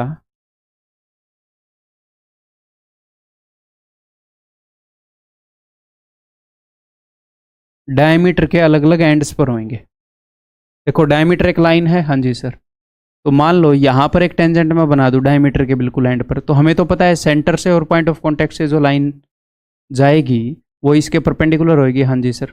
और ऐसे ही सेंटर से पॉइंट ऑफ कॉन्टैक्ट से ये जो लाइन है ये इसके परपेंडिकुलर होगी, हाँ जी सर। तो देखो सेम लाइन के परपेंडिकुलर ये लाइन, सेम लाइन के परपेंडिकुलर ये लाइन, तो कभी भी वो बोले कि दो पैरेलल टेंजेंट बन रहे, देखो अगर उसने ऐसे बनाए टेंजेंट ऐसे, ये तो पैरेलल बनेंगे ही नहीं, पैरेलल। अब ये तो यहाँ पर टच कर रहे हैं, डायमीटर तो यहाँ पर है, तो जैसे जैसे वो इन पॉइंट्स को यहाँ पर ऐसे लाता जाएगा ये टेंजेंट्स और दूर कट करेंगे, जैसे ही ये डायमीटर के ऊपर बना देगा ये एक दूसरे के पैरेलल हो जाएंगे। मैथमेटिकली मैंने यहाँ पर बता दिया, ऐसे आप फील भी कर सकते हो। ठीक है जी। अब उसने क्या बोला है, P Q and RS are two tangents which parallel tangents at A and B. ठीक है। The tangent at C makes an intercept DE between PQ and RS. PQ और RS के बीच में एक टेंजेंट है, C पर कोई पॉइंट होएगा सर्कल पर C।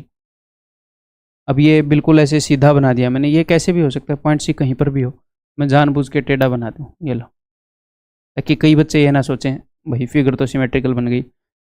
द टेंजेंट एट सी, ये पी क्यू और क्यू आर के बीच में इंटरसेप्ट काट रहा है डीई। इंटरसेप्ट हमेशा होता है एक पार्ट, एक टुकड़ा, टुकड़ा बोल सकते हो कि ये वाला टुकड़ा कट गया पी क्यू और क्यू आर के बीच में। ठीक है, okay. Then angle D O E is equal to, तो डी ओ ई किसके बराबर होएगा, ये वाला एंगल। कैसा लग रहा है ये, कितने डिग्री का लग रहा है? इस टेंजेंट को थोड़ा सा और टेढ़ा बना के देखो, कितने डिग्री का लग रहा है। चलिए जी करें इसे, कैसे करेंगे, तो जहां पर भी ये टेंजेंट जो है टच कर रहा है इस सर्कल को, ऐसे कंस्ट्रक्ट कर दो, तो ये 90 डिग्री का होगा पॉइंट ऑफ कांटेक्ट पर। हाँ जी सर। अब आप देखो ओ C D A, O C D A, एक पॉइंट से खींचे गए दोनों टेंजेंट क्या हैं, ये दोनों इक्वल हैं, ये दोनों रेडियस हैं, तो वही काइट वाली फिगर बन गई, ये दोनों सिमेट्रिकल होंगे। हाँ जी सर, तो अगर ये वाला एंगल ए हुआ तो ये वाला एंगल भी ए होएगा। सेम पॉइंट ई से ये दो टेंजेंट खींचे गए, ई सी और ई बी, ये दोनों इक्वल हैं। हाँ जी सर, सेम पॉइंट से खींचे गए टेंजेंट इक्वल है, काइट वाली सिचुएशन बन गई, दोनों ट्रायंगल कॉन्ग्रुएंट है, तो अगर ये वाला एंगल बी है तो ये वाला एंगल भी बी है। और मुझे पता है कि ये जो पैरेलल टेंजेंट है एक डायमीटर के ऊपर ही बनते हैं, डायमीटर के दोनों एंड्स पर बनते हैं, यानी कि ये पूरा एंगल इस स्ट्रेट लाइन के ऊपर 180 का है, यानी कि 2A plus 2B equal to 180, therefore A plus B equal to 90, यानी कि EOD या DOE equal to 90, option A. कोई भी क्वेश्चन मुश्किल लगे, थोड़ा सा टाइम लेके उसको दिमाग में बैठा हो, उसको 2-3 बार कर लो ताकि वो बाद में मुश्किल ना रहे आपके लिए। ये बताओ, two tangents TP and TQ are drawn to a circle with centre O। ठीक है,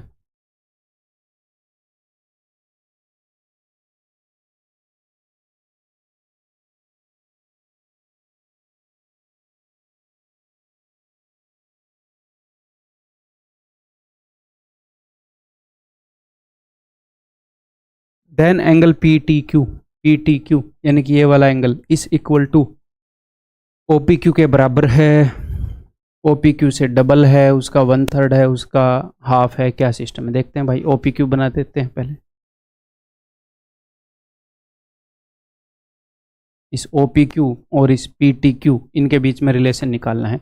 मैं काम करता हूँ, मैं इसको थीटा मान लूँ, अगर ये थीटा हुआ तो ये भी थीटा हो जाएगा, क्यों sir, because OP is equal to OQ, दोनों रेडियस है आइसोस्केलेस ट्रायंगल। ठीक है, तो फिर ये वाला एंगल क्या हो जाएगा, ये हो जाएगा 180 माइनस 2 थीटा, ट्रायंगल के तीनों एंगल्स का सम 180 होता है। ठीक है, अब बड़ी वाली क्वाड्रिलेटरल में देखो OPTQ में, अगर ये 90 डिग्री है, ये 90 डिग्री है, 180 डिग्री तो यहीं पर कवर हो गया, टोटल चारों एंगल का सम 360 होता है, 180 यहाँ कवर हो गया, तो इन दोनों का सम भी 180 है। अगर ये 180 माइनस 2 थीटा है तो ये 2 थीटा होएगा, तभी तो इन दोनों का सम 180 होएगा, तो ये थीटा है तो ये 2 थीटा है, यानी कि PTQ is double of angle OPQ, is double of angle OPQ। क्या सर हम ये रिजल्ट याद रखें? नहीं, याद रखने की ज़रूरत नहीं है, याद रखने की ज़रूरत नहीं है। ठीक है, आगे बढ़ जाऊँ।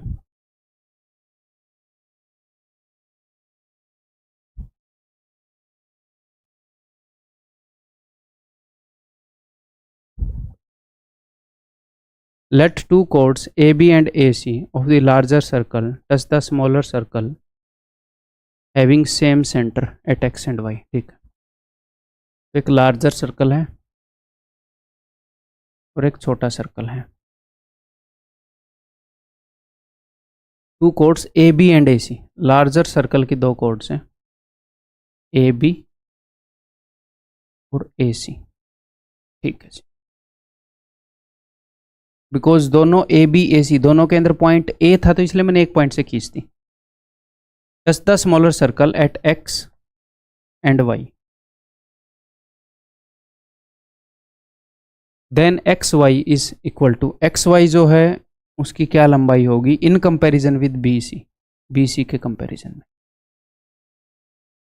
मजेदार क्वेश्चन लगता है मेरे को तो ये वाला।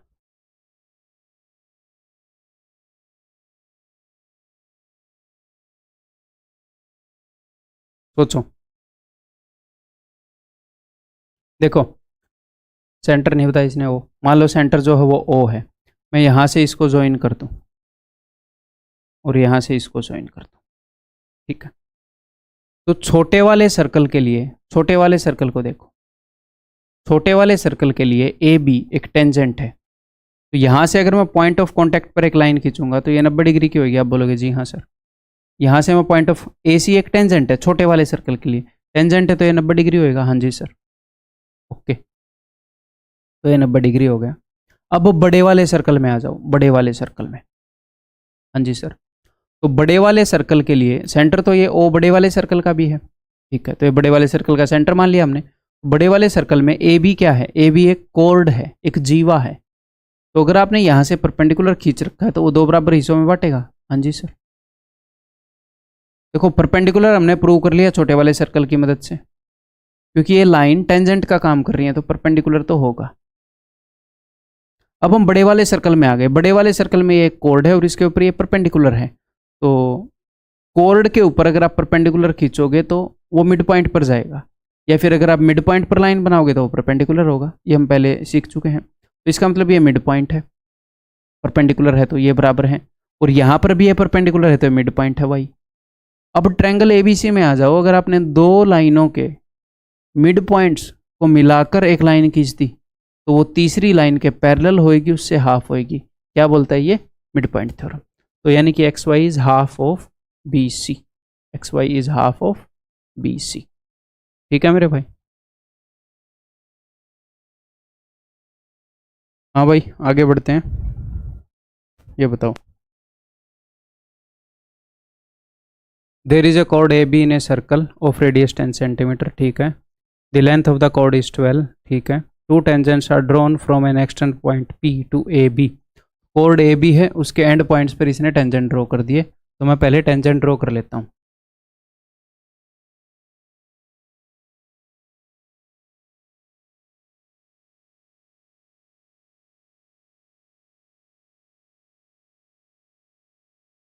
ये कॉर्ड ए बी है, पॉइंट पी से टेंजेंट ड्रॉ कर दिए। Find the length of P A and P B. क्या क्या बताया इसने, radius is 10, length of the chord is 12। ठीक है, अगर मैं यहां से देखो, ये बात तो आपको क्लियर है, ये जो फिगर है ओ ए पी बी, ये काइट है, क्योंकि O A is equal to O B क्योंकि ये रेडियस है, and P A is equal to P B because tangents from same point. अगर ये काइट है तो इसका ये वाला जो डायमीटर है और ये वाला जो डायमीटर है ये 90 डिग्री पर होंगे, और इस वाले डायमीटर को दो बराबर हिस्सों में बांटेगा। क्लियर है। और एक और बात, ओ ए और ए पी ये एक दूसरे के परपेंडिकुलर होंगे, ये टेंजेंट है ना, परपेंडिकुलर होंगे। तो ये आप देख पा रहे हो यहाँ पर कि ओ ए पी जो ट्रायंगल है उसमें राइट एंगुलर वर्टेक्स से एक एल्टीट्यूड खींच दी गई है, वो सेम सिचुएशन सिमिलरिटी वाली यहाँ पर एग्जिस्ट कर रही है। जब एक राइट एंगल ट्रायंगल के अंदर हम राइट वाले एंगल से एक एल्टीट्यूड ड्रॉप कर देते हैं, तो बड़े वाली ट्रायंगल और जो दो छोटे वाली ट्रायंगल हैं वो दोनों क्या होती हैं, एक दूसरे के सिमिलर होती हैं। तो हम एग्जैक्टली वो सिचुएशन यहाँ पर फेस कर रहे हैं। तो अगर ये कॉर्ड ए बी 12 है तो ये ऊपर वाला हिस्सा 6 होगा, ये नीचे वाला हिस्सा 6 होगा। Find the length P A, तो हमें पी ए की लंबाई निकालनी। तो बिकॉज यहाँ पर सिमिलरिटी एग्जिस्ट कर रही है, तो हमने तब जो रिजल्ट सीखे थे वो सारे भी हम यूज़ कर सकते हैं, और भी बहुत कुछ यूज़ कर सकते हैं। देखो कैसे यूज़ कर सकते हैं। एक तो आपने पी ए की लंबाई निकालनी है, तो ये आपको पता लग गया होगा, या फिर ये आपको याद होना चाहिए, पता क्या लग गया होगा कि 1/AQ² is equal to 1/AO² plus 1/AP²। मैंने क्या बताया था, 1/में बीच वाले का स्क्वायर इज इक्वल टू 1/में साइड वालों का स्क्वायर का सम। लेकिन मैं पर्सनली इसको पसंद नहीं करता, मैं इसको प्रेफर नहीं करता। क्यों? क्योंकि ये डिनोमिनेटर में आ रहा है, तो ये हमारी कैलकुलेशन को बढ़ा देता है।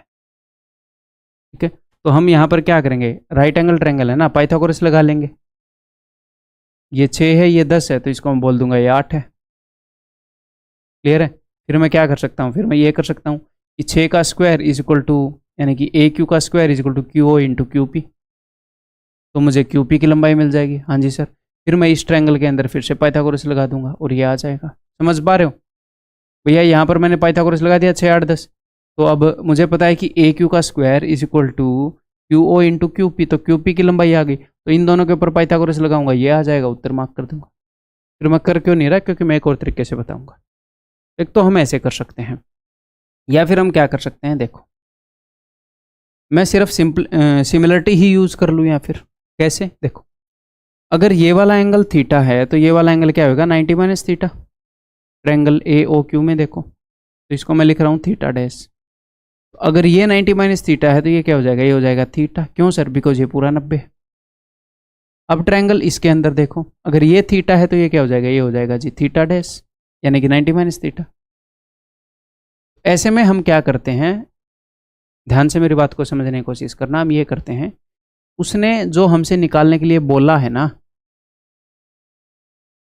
उसको देखते हैं कौन सी ट्रायंगल में। वो है इस ट्रायंगल AQP में, AP। तो मैं देखता हूँ जो उसने निकालने के लिए बोला वो कौन से एंगल के सामने है। ठीक है जी, 90 डिग्री के एंगल के सामने। और इस ट्रायंगल का जो मुझे पता है, बिकॉज मुझे दूसरी ट्रायंगल का सब कुछ पता है, ये वाली ट्रायंगल और ये वाली ट्रायंगल सिमिलर हैं, तो सिमिलरिटी को यूज करने का आसान तरीका बता रहा हूँ। ठीक है, अदरवाइज आप ऐसे भी कर सकते थे कि थीटा थीटा डैश 90, यानी कि OAQ is similar to theta theta dash 90, यानी कि APQ, जैसा अब तक हम करते आए हैं। OA की लंबाई हमें पता है 10, बटे में मुझे निकालना क्या है, AP, तो OA बटे में AP इज इक्वल टू, अब मुझे AQ की लंबाई पता है क्या, AQ की लंबाई पता है, इज इक्वल टू AQ बटे में इधर क्या होगा, PQ की लंबाई तो मुझे नहीं पता, कोई नहीं, आगे बढ़ते हैं। OQ की लंबाई पता है जी हाँ 8, बटे में AQ की लंबाई है 6। मैं ऐसे भी कर सकता हूँ, AP इधर जाएगा, ये इधर जाएगा, 60/8 यहाँ से भी आ जाएगी। या फिर मैं इसी को एक और तरीका बता रहा हूँ, बस सिमिलरिटी यूज करने का आपको। देखो अपने पास दो ट्रायंगल है, एक इधर है एक इधर है। इधर वाली ट्रायंगल में भी कुछ ना कुछ पता होगा हमें, और कुछ ना कुछ पूछा होगा। मैं देख रहा हूँ 90 के सामने वाला पूछा है और थीटा डैश के सामने वाला पता है, तो मैं 90 के सामने वाली साइड और थीटा डैश के सामने वाली साइड का रेशियो चेक कर लूंगा। इस वाली ट्रायंगल में 90 के सामने है AP, उनको मतलब मैं कंपेयर कर दूंगा, इक्वेट कर दूंगा, और थीटा डैश के सामने है 6। बिकॉज ट्रायंगल सिमिलर हैं, तो इस ट्रायंगल में भी यही रेशियो होएगा 90 के सामने और थीटा डैश के सामने वाली का। तो 90 के सामने है 10 और थीटा डैश के सामने है 8, बस AP की वैल्यू आ जाएगी।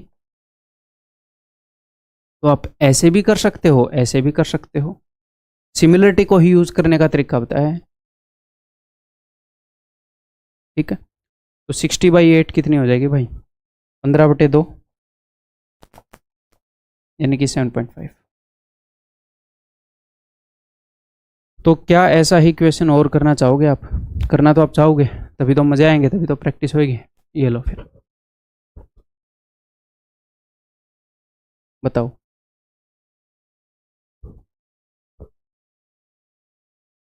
Chord AB of a circle with radius 5 cm is at a distance 4 cm from the center। ठीक है भाई। इफ टेंजेंट, मैं इसलिए इस क्वेश्चन में मैं इसलिए रुका हुआ हूँ क्योंकि मुझे पता वो टेंजेंट ड्रॉ करवाएगा, तो पहले टेंजेंट ड्रॉ करने ही ईजी रहते हैं यार। पहले मैं ऐसे छोटी सी कॉर्ड बना दूंगा, फिर ऐसे टेंजेंट ड्रॉ करता फिरूंगा गंदे से।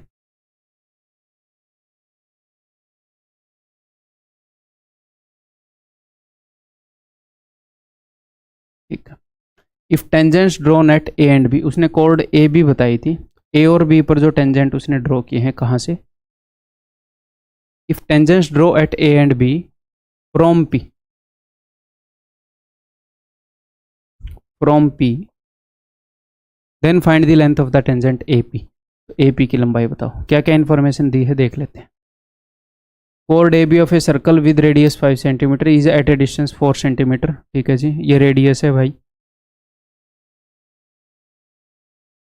इतना आपको अब तक हो जाना चाहिए पता कि ये एक काइट बन रहा है और यहाँ से अगर मैं एक लाइन ड्रॉ करूँगा तो ये दोनों डायगोनल जो काइट के हैं ये परपेंडिकुलर होंगे और इस वाले डायगोनल को दो बराबर हिस्सों में बांट देंगे। ठीक, तो ये जो डिस्टेंस बताया है उसका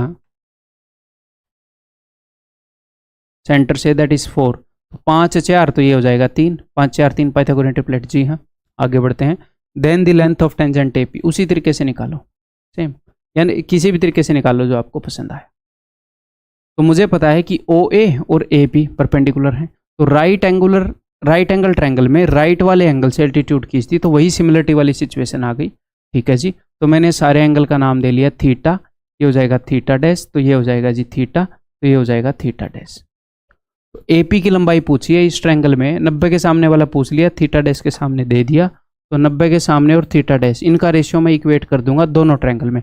तो 90 के सामने है ए पी, थीटा डैश के सामने भाई सब 3 इज इक्वल टू, इस ट्रायंगल में 90 के सामने है 5, थीटा डैश के सामने है 4।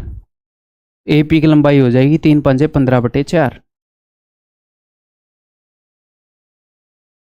यानी कि 4 3 12, 3 3/4, यानी कि ऑप्शन बी। ठीक है, एक और क्वेश्चन कर ले हैं सही, फिर ये हो जाएगा फाइनल की बढ़िया रिवीजन हो जाएगा, बढ़िया प्रैक्टिस हो जाएगी।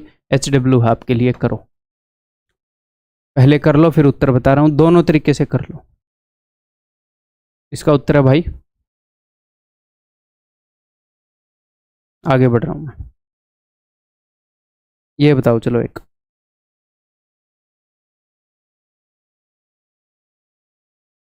in a circle with center O, AB is a chord of length 10 cm, tangents at point A and B। ठीक है, तो इसने A और B पर टेंजेंट खींच दी है। Let this be A and this be B, A B एक chord है, intersect outside the circle at P,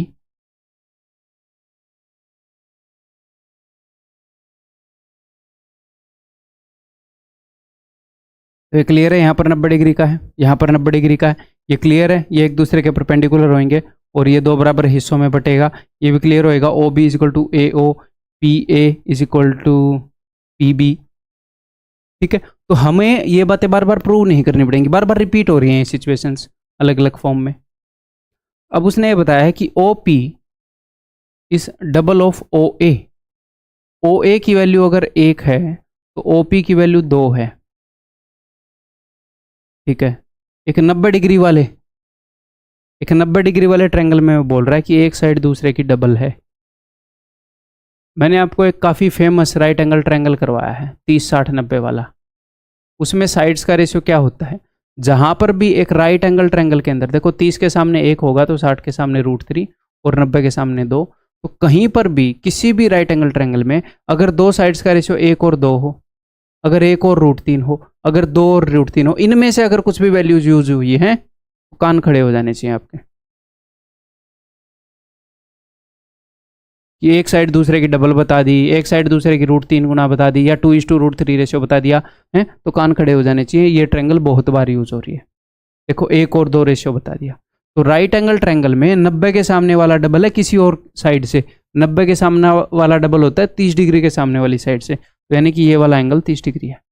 इसके बिना भी कर सकते थे हम, इसको 1 मान लेते, 2 मान लेते, वैसे भी कर सकते थे, बट ये स्ट्राइक होना चाहिए, नेसेसिटी है, नीड है अपने एग्जाम की। ठीक, तो पूरी बड़े वाले ट्रायंगल में अगर ये 30 है, ये 90 है, तो ये 60 हो गया। हाँ जी सर, क्या पूछ रहा वो, ए पी, और उसने कुछ बताया यहाँ पे, A B is chord, A B chord है, इसकी लंबाई 10 है, तो 5 इस ऊपर वाले की लंबाई होगी, 5 नीचे वाले हिस्से की। हाँ जी सर, ए पी पूछ रहा है, आ जाओ इस ट्रायंगल के अंदर, 30 के सामने अगर 5 है तो 90 के सामने 10 होएगा। Answer is equal to option B. ठीक है, तो ध्यान रखोगे इस ट्रायंगल को आगे से। ठीक है भाई, ऐसी 3 ही तो ट्रायंगल बताई है, एक तो 45 45 90 की बताई है, 2 तो यही यूज होती हैं सबसे ज्यादा, और एक 15 75 90 की बता दी थी हाइट एंड डिस्टेंस में, एक आधी बार और भी ये यूज हुई है ये। बस चौथी तो मैंने ट्रायंगल भी नहीं बताई आपको, सबसे ज़्यादा ये दोनों यूज होती हैं सबसे ज़्यादा, ये तो कभी कभी यूज होती है बट याद होनी चाहिए भी। आगे बढ़ जाऊँ, ये बताओ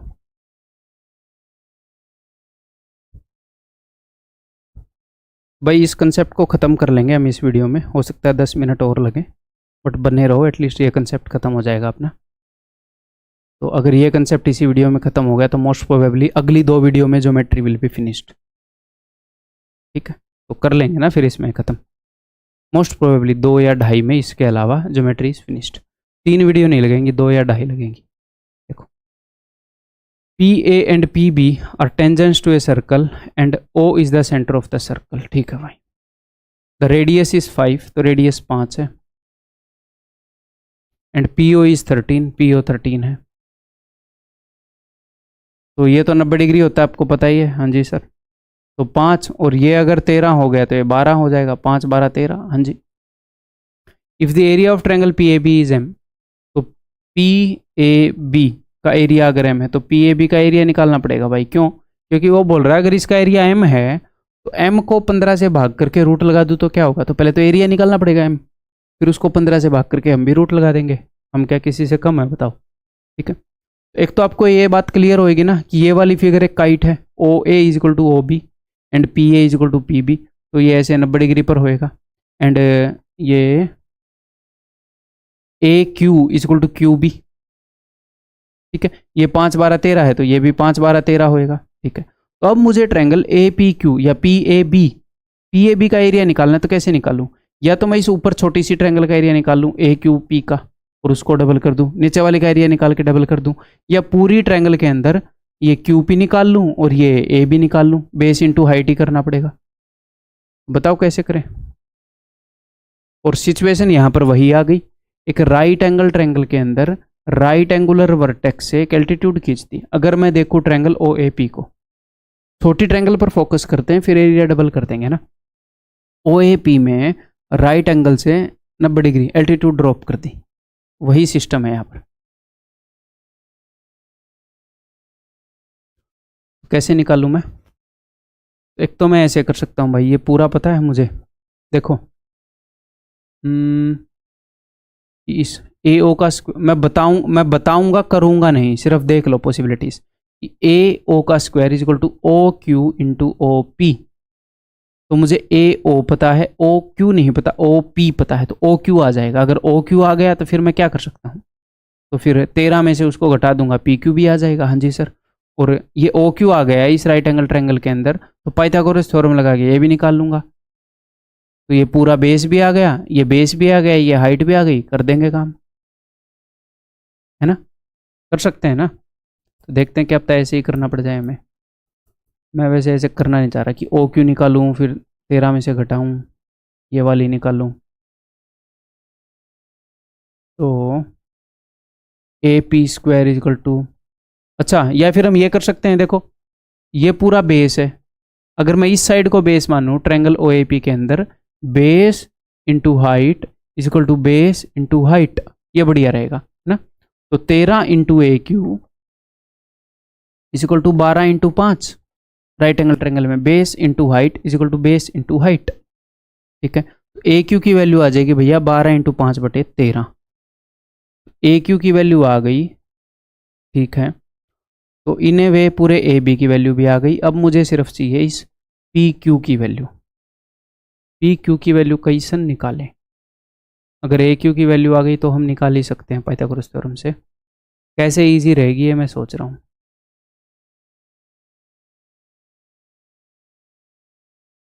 पाइथागोरस थ्योरम में लगा लूँ फिर,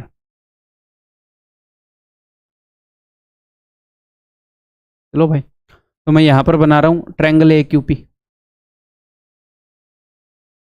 ट्रायंगल ए क्यू पी। वैसे पी क्यू की वैल्यू मैं कैसे निकाल सकता था? हाँ वैसे भी निकाल सकता हूँ, पी क्यू इंटू पी हो। चलो वैसे ही निकाल लेते हैं यार, पाइथागोरस लगाना पड़ेगा। देखो ए पी का स्क्वायर यानी कि 12 का square is equal to P Q into P O. मैं वही वाले रिजल्ट यूज कर रहा हूँ, तो इस 13 को इधर दे दूंगा, तो ये हो जाएगी पी क्यू की लंबाई। पाइथागोरस नहीं लगाना पड़ा यार, लेंथी पड़ता। ठीक है, तो कई बार क्वेश्चन में ऐसे थोड़ा मोटा सोचना भी पड़ सकता है हमें। ठीक है जी, तो मुझे ए क्यू की लंबाई मिल गई, मुझे पी क्यू की लंबाई मिल गई। तो अब मैं एरिया बता दूँ इस पूरी ट्रायंगल पी ए बी का। पूरी ट्रायंगल पी ए बी का एरिया क्या होता है? इसका एरिया होता है हाफ इंटू बेस, तो हाफ। तो ये जो ए क्यू है ये ऑलरेडी बेस का हाफ है, ऑलरेडी बेस का हाफ है ना, पूरा बेस तो ए बी है ए क्यू, तो ये ऑलरेडी बेस का हाफ है, तो आपको हाफ इंटू बेस करने की जरूरत ही नहीं है, ये हाफ इंटू बेस ही है। इसके गुणा में ये पूरी हाइट मैंने कर दी, तो 12 इंटू 12 बटे में 13। ठीक है, तो ये वैल्यू है एम की, इसको 15 से डिवाइड कर देना है, कर दिया जी डिवाइड। इसके ऊपर एक रूट लगा देना है, लगा दिया जी रूट। ये हो जाएगा जी आपका उत्तर। तो मेरे पास ऊपर 2 बार 12 है, तो 2 बार 12 में से मैंने 1 बार 12 उतार लिया। नीचे मेरे पास 2 बार 13 है, तो 2 बार 13 में से मैंने 1 बार 13 उतार लिया। तो 5 ये 15, 3 जो कि 12, ऊपर अंडर रूट 4 है, तो मैंने उतार लिया जी 2। तो 24 बटे 13 इज द आंसर। ठीक है, बहुत ही स्टीक साफ लैंग्वेज में बताया है, ना समझ में आए तो दोबारा देख लेना। और जो चीज़ें हम पहले बहुत बार यूज़ कर चुके हैं वो आपको समझ में आनी चाहिए, वो याद होनी चाहिए अब तक, हर इंपॉर्टेंट बातें बताइए। ठीक है, आगे बढ़ जाऊं फिर? ये बताओ भाई, सोचो।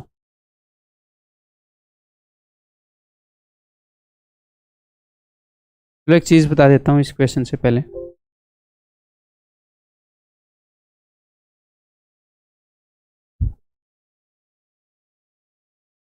सिर्फ 3 क्वेश्चन बचे हैं जिनमें से एक HW है, तो बस मेनली 2 क्वेश्चन मैं समझाऊंगा। ठीक है, देखो मान लो अपने पास एक सर्कल है और इसके ऊपर आपने एक स्क्वायर बना दिया इसके अंदर। तो मैंने आपको क्या बता रखा है कि किसी भी सर्कल के अंदर अगर आप डायमीटर बना रहे हो तो वो हमेशा 90 डिग्री का एंगल बनाएगा। तो मैं ऐसे ही बोल सकता हूँ कि अगर कोई लाइन 90 डिग्री का एंगल बना रही है, बिकॉज ये यहाँ पर 90 डिग्री है, तो यानी कि ये वाली लाइन 90 डिग्री का एंगल बना रही है, तो यानी कि ये डायमीटर है, यानी कि आपने स्क्वायर का जो डायगोनल खींचा वो एक डायमीटर है। बिकॉज यार ये देखो यहाँ पर भी 90, यहाँ पर भी 90, और अगर मैं बोलूँ कि बी डी जो है वो भी 90 डिग्री बना रहा है, यानी कि स्क्वायर का ये वाला डायगोनल भी 90 डायगोनल, स्क्वायर का ये वाला डायगोनल भी डायमीटर है। ये जो डायगोनल है यहाँ पर 90 डिग्री बन रहा है, तो पक्का है डायगोनल 90 वो डायमीटर होएगा, 90 डिग्री डायमीटर ही बना सकता है। तो स्क्वायर के दोनों डायगोनल्स डायमीटर हैं, और जहां पर भी 2 डायमीटर मिले वो सेंटर होगा। ये क्या है? ये सेंटर है। तो ऐसे ही स्क्वायर के अंदर और ऐसे ही रेक्टेंगल के अंदर, रेक्टेंगल में भी 90 डिग्री के एंगल होते हैं ना, तो इनके जो डायगोनल्स होते हैं वो डायमीटर होते हैं, डायमीटर। और वो जहां पर इंटरसेक्ट करते हैं इनके डायगोनल्स, वो सेंटर होता है सर्कल का।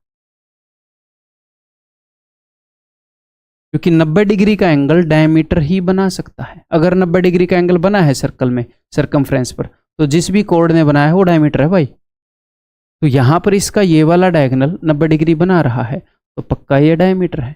यहाँ पर इसका ये वाला डायगोनल भी 90 बना रहा है, यानी कि पक्का ये भी डायगोनल डायमीटर है। तो यानी कि दोनों डायमीटर हैं, तो जहां से दोनों डायमीटर गुजर रहे हैं वो सेंटर होएगा। ऐसे ही रेक्टेंगल में होता है कि दोनों डायमीटर जहां से गुजर रहे हैं वो सेंटर होएगा। ये दोनों डायमीटर्स का काम करते हैं।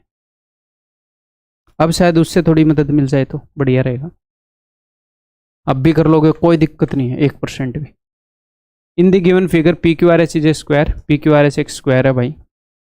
Okay, inscribed in a circle of radius 4, circle का रेडियस 4 है। तो अगर किसी स्क्वायर के अंदर सर्कल का रेडियस 4 है, तो देखो रटने की जरूरत नहीं है, ये है सर्कल का रेडियस, ये भी 4 होगा। मैंने इसका डायमीटर खींच दिया, तो इसका डायगोनल कितना हो गया? इसका डायगोनल हो गया 8।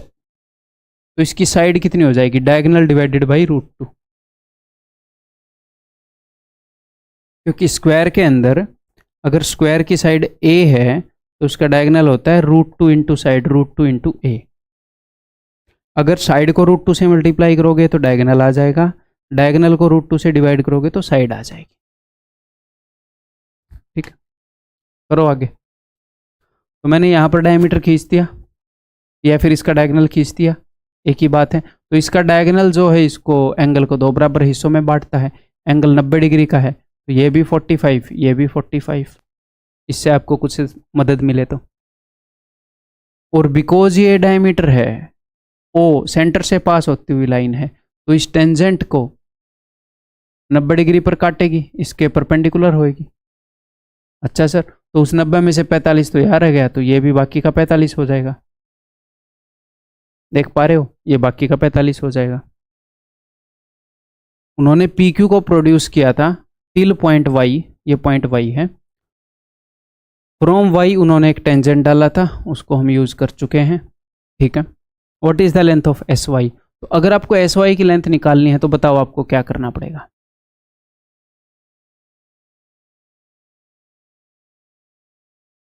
सोचो, एस वाई किसी ट्रायंगल का हिस्सा है, किसी राइट एंगल ट्रायंगल का। हाँ जी है, right angle triangle S P Y का। तो अगर मैं एस पी की लेंथ निकाल लूँ, अगर मैं पी वाई की लेंथ निकाल लूँ, तो एस वाई की लेंथ तो आप निकाल दोगे। तो इसके ऊपर फोकस करो, एस वाई पर नहीं, इसके ऊपर फोकस करो। तो एस पी की लेंथ तो सर हमारे सामने है। क्या है एस पी की लेंथ? एस पी की लेंथ है भैया स्क्वायर की साइड, जो कि है 4√2। ठीक है, पी क्यू की लेंथ भी हमारे सामने है सर, स्क्वायर की साइड 4√2। तो मैं सिर्फ फोकस करना चाह रहा हूँ क्यू वाई की लेंथ पर, फिर बात बन जाएगी अपनी। अच्छा जी, तो ये देखो, ये वाला एंगल 90 डिग्री का होगा, तो ये वाला एंगल भी 90 डिग्री का होगा। ये 45 का हो गया, तो यही 45 का हो जाएगा फिर। ठीक है, तो स्क्वायर की ये वाली साइड कितनी है?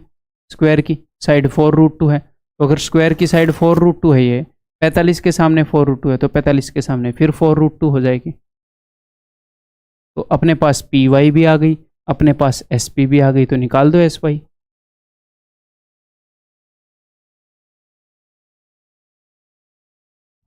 ये हो गया 4√2, ये हो गया 8√2, 4√2 प्लस 4√2, तो 4√2 से काट दूं, पाइथागोरस लगाओ। इसका स्क्वायर 4, इसका स्क्वायर 1, तो ये आ जाएगा √5। लेकिन हमने 4√2 से काटा था, तो गुणा में कर दो 4√2, तो हो जाएगा 4√10, √2 इंटू √5 √10। Answer is 4√10। दिखने में क्वेश्चन मुश्किल लग रहा है, अभी अभी 2-3 बार करो, फिर पता लगेगा कि उतना मुश्किल नहीं है। हाँ, एग्जाम में टाइम लेगा ये। अगर कोई फर्स्ट टाइम अब करने के बाद करोगे 2-3 बार रिवीजन के बाद तो नहीं लेगा, अदरवाइज एकदम से ऐसा क्वेश्चन देखते हो तो टाइम लेगा, तो घबराना नहीं है। ठीक है भाई, एक और क्वेश्चन करवा दूँ ऐसा ही, ये लास्ट क्वेश्चन है इस वीडियो का, ये कंसेप्ट अपना हो जाएगा फिर। A rectangle ABCD is inscribed in a circle with center O.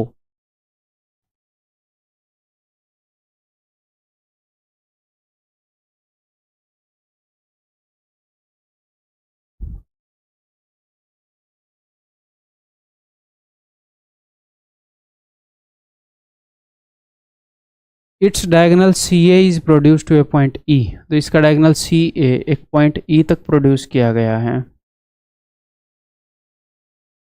Outside this circle. ED is a tangent, ताकि ED एक टेंजेंट E तक भेजा गया है, तो ED एक टेंजेंट है। ठीक है जी, at D if AC is two BC, AC ये एक राइट एंगल ट्रायंगल है और इसके अंदर एक साइड को डबल बता दिया दूसरी से, खास करके 90 डिग्री के सामने वाली साइड AC को BC से डबल बता दिया। थोड़ी देर पहले किया हमने, 90 डिग्री के सामने वाली साइड 30 डिग्री के सामने वाली साइड से डबल होती है। अगर किसी राइट एंगल ट्रायंगल के अंदर इनमें से कोई भी 2 उठाकर रेशियो दे दे तो आपको ध्यान रखना है, बार बार यूज़ कर रहा हूँ मैं, आपको बता रहा हूँ। तो ये भी एक डिफ़िकल्ट क्वेश्चन है, पिछले वाला भी इन ए वे हम बोल सकते हैं कि डिफ़िकल्ट क्वेश्चन ही था। ठीक है, क्योंकि कई कंसेप्ट्स का समागम हो गया था, कई कंसेप्ट मिल रहे थे। यहाँ पर भी भाई मैं इस रेक्टेंगल का ये डायगोनल बना रहा हूँ, तो ये तो सर्कल का हो जाएगा जी सेंटर। ठीक है, तो ये जो रेक्टेंगल का डायगोनल मैंने बनाया है ये डायमीटर का भी काम करेगा, मैंने आपको बताया। ठीक है, ये इसके साथ 90 डिग्री भी बनाएगा। चलो हम स्टार्ट करते हैं वहाँ से जहाँ से उसने इन्फॉर्मेशन दी है। तो इन ट्रायंगल ए बी सी उसने बताया कि ए सी जो है वो डबल है किसका, बी सी का। 90 के सामने वाली साइड अगर इसकी इस साइड का डबल है, यानी कि ये वाली साइड 30 के सामने वाली है और ये 60 डिग्री है। ठीक है भाई, तो मुझे निकालना है एंगल डी ई सी, इस एंगल तक आना है डी ई सी। तो मैं ये देखूंगा इस छोटी ट्रायंगल में पता लग जाए, इसमें पता लग जाए, इसमें पता लग जाए, देखेंगे क्या क्या पता लग सकता है भाई। अगर ये 30 है तो वो भी 30 होगा, उससे कुछ पता लग सकता है। ये 90 यहाँ से पता लग जाएगा। देखो अगर ये 30 है तो ये भी 30 होएगा। क्यों सर? देखो जो इसके डायगोनल्स हैं वो एक दूसरे को बाइसेक्ट करते हैं, हर एक पैरेललोग्राम के डायगोनल्स एक दूसरे को दो बराबर हिस्सों में बांटते हैं, और रेक्टेंगल के डायगोनल्स आपस में बराबर होते हैं। तो ये वाला और ये वाला बराबर है, ये चारों हिस्से बराबर हैं।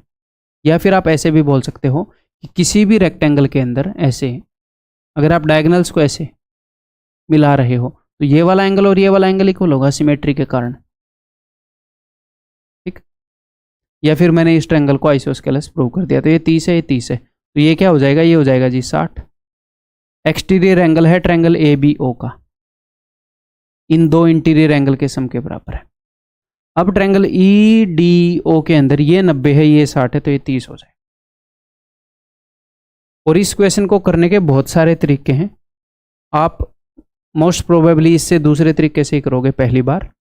ये नहीं सोचना कि मैंने तो ऐसे किया है वैसे किया है, क्या मैं ऐसे ही करूँ, नहीं, बहुत सारे रास्ते हैं। अगली बार जब आप इसको अटेम्प्ट करेंगे तो हो सकता है अलग तरीके से कर दें। कई क्वेश्चन ऐसे होते हैं, तो खुद के ऊपर ब्लेम नहीं करना कि मेरा ही दिमाग कमजोर है क्या, नहीं, ठीक है आपका दिमाग बहुत बढ़िया चल रहे हो आप, अगर सारी बातों को मान रहे हो तो कोई टेंशन ही नहीं लेनी। अगर आप काफ़ी क्वेश्चन के अंदर अटक रहे हो, समझ में नहीं आ रहे और आप उनको नहीं कर पा रहे, अरे तो सही चल रहे हो, बाकी हजारों कैंडिडेट ऐसे ही चल रहे हैं। सुपर हीरो बनने का शौक है क्या? बस मेन बात है कि क्या आप एंड तक टिकोगे, क्या आप दोबारा रिवाइज करोगे इस सिलेबस को, मैं बता रहा हूँ उस तरीके से मॉक टेस्ट दोगे, ये है मेन बात। ठीक, तो भाई लास्ट क्वेश्चन इस वीडियो का ये HW है, इसका उत्तर बता देता हूँ मैं। तो दैट्स ऑल इस वीडियो के अंदर, अगली वीडियो के अंदर मिलता हूँ भाई, बाय बाय, टेक केयर।